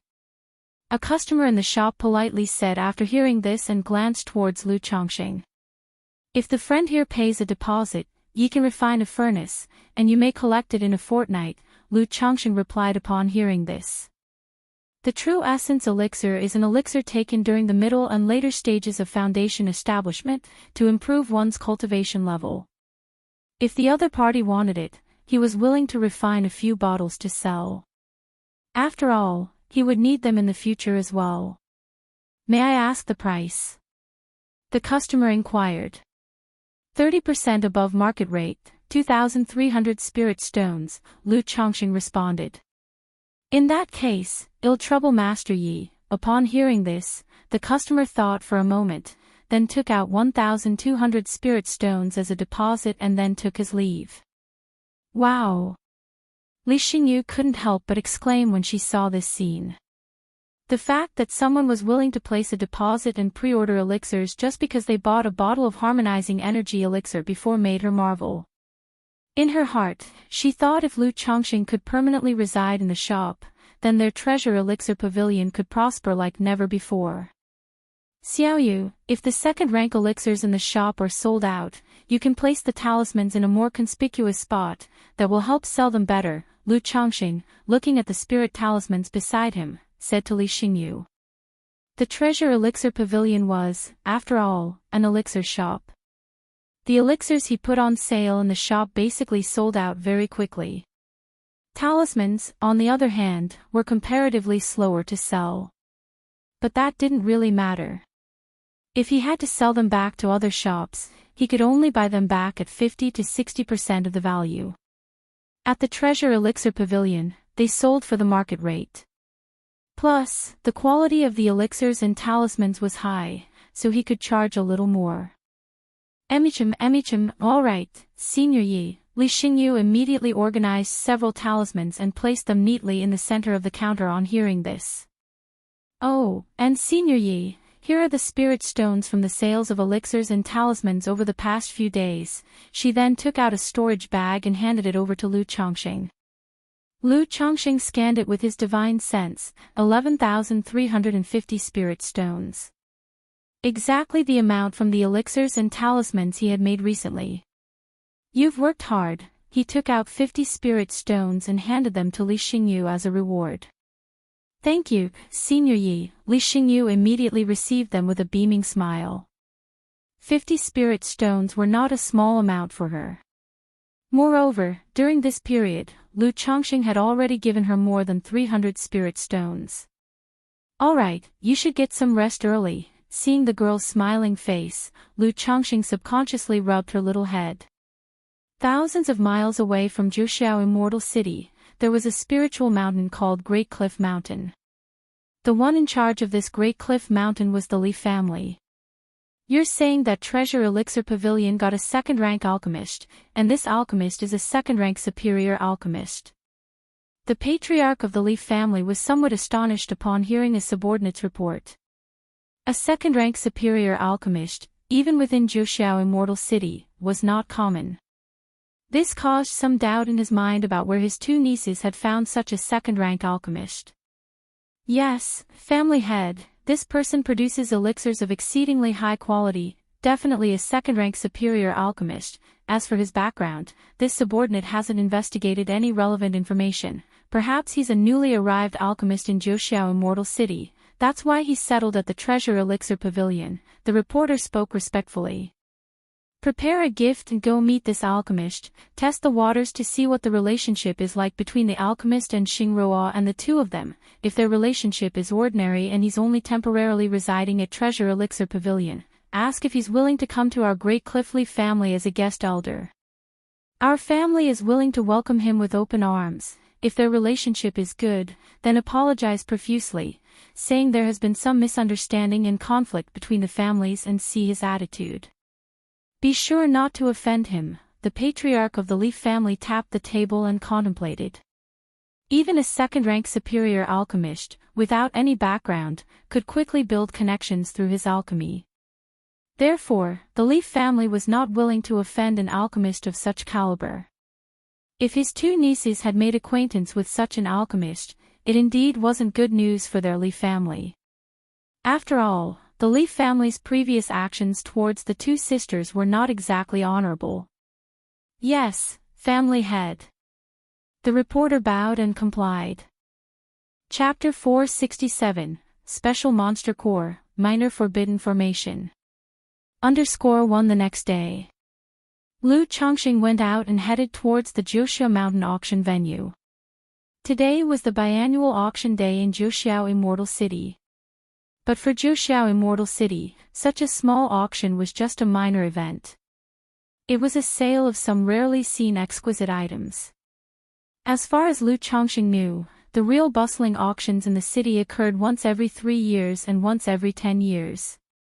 Items like Foundation Establishment Elixir, along with many rarely seen spirit pills and elixirs, cultivation technique inheritances, and heavenly and earthly treasures, could all be found in these big auctions. After arriving at the Wuxia Mountain auction venue, Lu Chongqing took out the invitation he had bought early. Esteemed cultivator, you hold a box invitation, please follow me. A maid with a fair and delicate face and a cheerful smile invited Lu Chongqing to the second floor of the venue. Inside the box, the privacy of the guests is absolutely confidential, and after you win an item, it will be sent directly to the box for the transaction. The maid led the way while introducing the facilities and rules of the auction venue. Lu Chongqing nodded slightly. He had understood these aspects earlier. The box was not only much more comfortable, but it also guaranteed a degree of privacy. As expected of the Immortal City, even a small auction here is busier than the long-anticipated auction in the Red Leaf Valley Market back then. Lu Chongqing settled into his box seat, overlooking the entire auction and observing the packed positions on the first floor. Mostly energy-refining late-stage cultivators. And there were quite a few Foundation Establishment cultivators. Dong! About an hour later, with the loud sound of a gong, a tall woman dressed in red, mature and alluring, stepped onto the stage. Thank you all for your presence. The auction now begins, and I wish all fellow cultivators here can acquire their desired items. The first auction item, a lower-grade spiritual artifact river crossbow, with effects such as attacking enemies, breaking spells, and breaking seals, and it can be activated with spirit stones without consuming mana. The starting bid is 2,000 spirit stones. The woman in red spoke with a soft and sweet voice, holding a small crossbow, introducing it. Her voice resonated clearly in everyone's ears. 2,100 spirit stones. 2,500 spirit stones. Although this was a lower-grade spiritual artifact, being able to appear in the auction meant it was indeed a fine piece. Being able to be activated without consuming one's own mana meant that energy-refining late-stage cultivators could use it. 2,900 spirit stones. Lu Chongqing called out a price. This spiritual artifact was naturally of no use to him. But it was just right for Lu Miaoge, who was at the peak of her energy-refining stage and practiced a water attribute cultivation technique. It would be suitable for self-defense. Moreover, since he was out, he naturally had to bring small gifts back home for his wives and children. After a few bids, Lu Chongqing won it for 3,800 spirit stones. It wasn't too expensive, but it wasn't cheap either. Guest, here is the spiritual artifact you won. Shortly after, a maid came into the box through a hidden passage, carrying a tray. Lu Chongqing picked up the crossbow and played with it briefly. He knew that this spiritual artifact could be easily activated by energy-refining cultivators through the nourishment of middle-grade spirit stones and regular care. If the energy stored inside was depleted, it would be much more difficult to activate. After paying the spirit stones, he put the crossbow away. Ice Heart Elixir can assist in breaking through bottlenecks in ice attribute cultivation technique practices and has the effects of suppressing heart demons and treating fire attribute injuries. There are a total of 10, with each starting at 500 spirit stones. The coquettish voice of the woman in red continued to permeate the auction venue, ringing in everyone's ears. Lu Chongqing, lounging lazily on the soft chair, casually looked around. Unless it was a third-rank elixir or some rare medicines, he was generally uninterested. As Lu Chongqing was idly gazing around, he suddenly saw a cultivator in the corner of the first floor. The cultivator was looking at the woman on stage with burning eyes, engaging in sleazy behavior. Damn, Lu Chongqing cursed under his breath, his face showing the expression of an old man concentrating on his phone. He hadn't expected to see such an outrageous scene at an auction. But this person was also incredibly bold and apparently unafraid of death. After all, the woman on stage was not just for show. She was a Foundation establishment cultivator. And this man was only at the energy-refining late stage. Perhaps this is what makes it thrilling for him. Lu Chongqing didn't understand the man's thoughts, shook his head and quickly averted his gaze, looking back at the shapely and voluptuous woman in red on the stage. The auction continued. It must be said, the quality of this auction was indeed good. Mostly it featured rare elixirs, magic artifacts, heavenly and earthly treasures, and young spiritual beasts not often seen. During the proceedings, there were also some cultivation techniques and secret skills of cultivation realms. However, the techniques only reached high-grade cultivation techniques, and the skill inheritances were at most second-tier top level. It seems that cultivation technique inheritances and advanced skills are tightly controlled everywhere, rarely leaking out. Lu Chongqing mused internally. As each item was auctioned off. Finally, an auction item caught the attention of the languid Lu Chongqing, energizing his spirit. Purple Thunder Spirit Wood. This spirit wood ranks at 3rd rank middle grade, can be used in medicine, formation, making spiritual artifacts, treasures, or crafting talismans. The starting bid is 4,000 spirit stones. The seductive voice of the woman in red continued detailing the auction item, adding some color to the otherwise monotonous auction and keeping it from being too dull. 3rd rank middle grade spirit wood. This auction trip wasn't in vain. Lu Chongqing looked at the piece of spirit wood and sat up slightly. His primary purpose in coming to Wuxia Immortal City was to purchase more 3rd rank talisman making materials. But 3rd rank materials were very rare. He had almost scoured the entire inner city district and had only managed to buy about 10 portions of 3rd rank lower grade talisman making materials and a piece of 3rd rank lower grade spirit wood.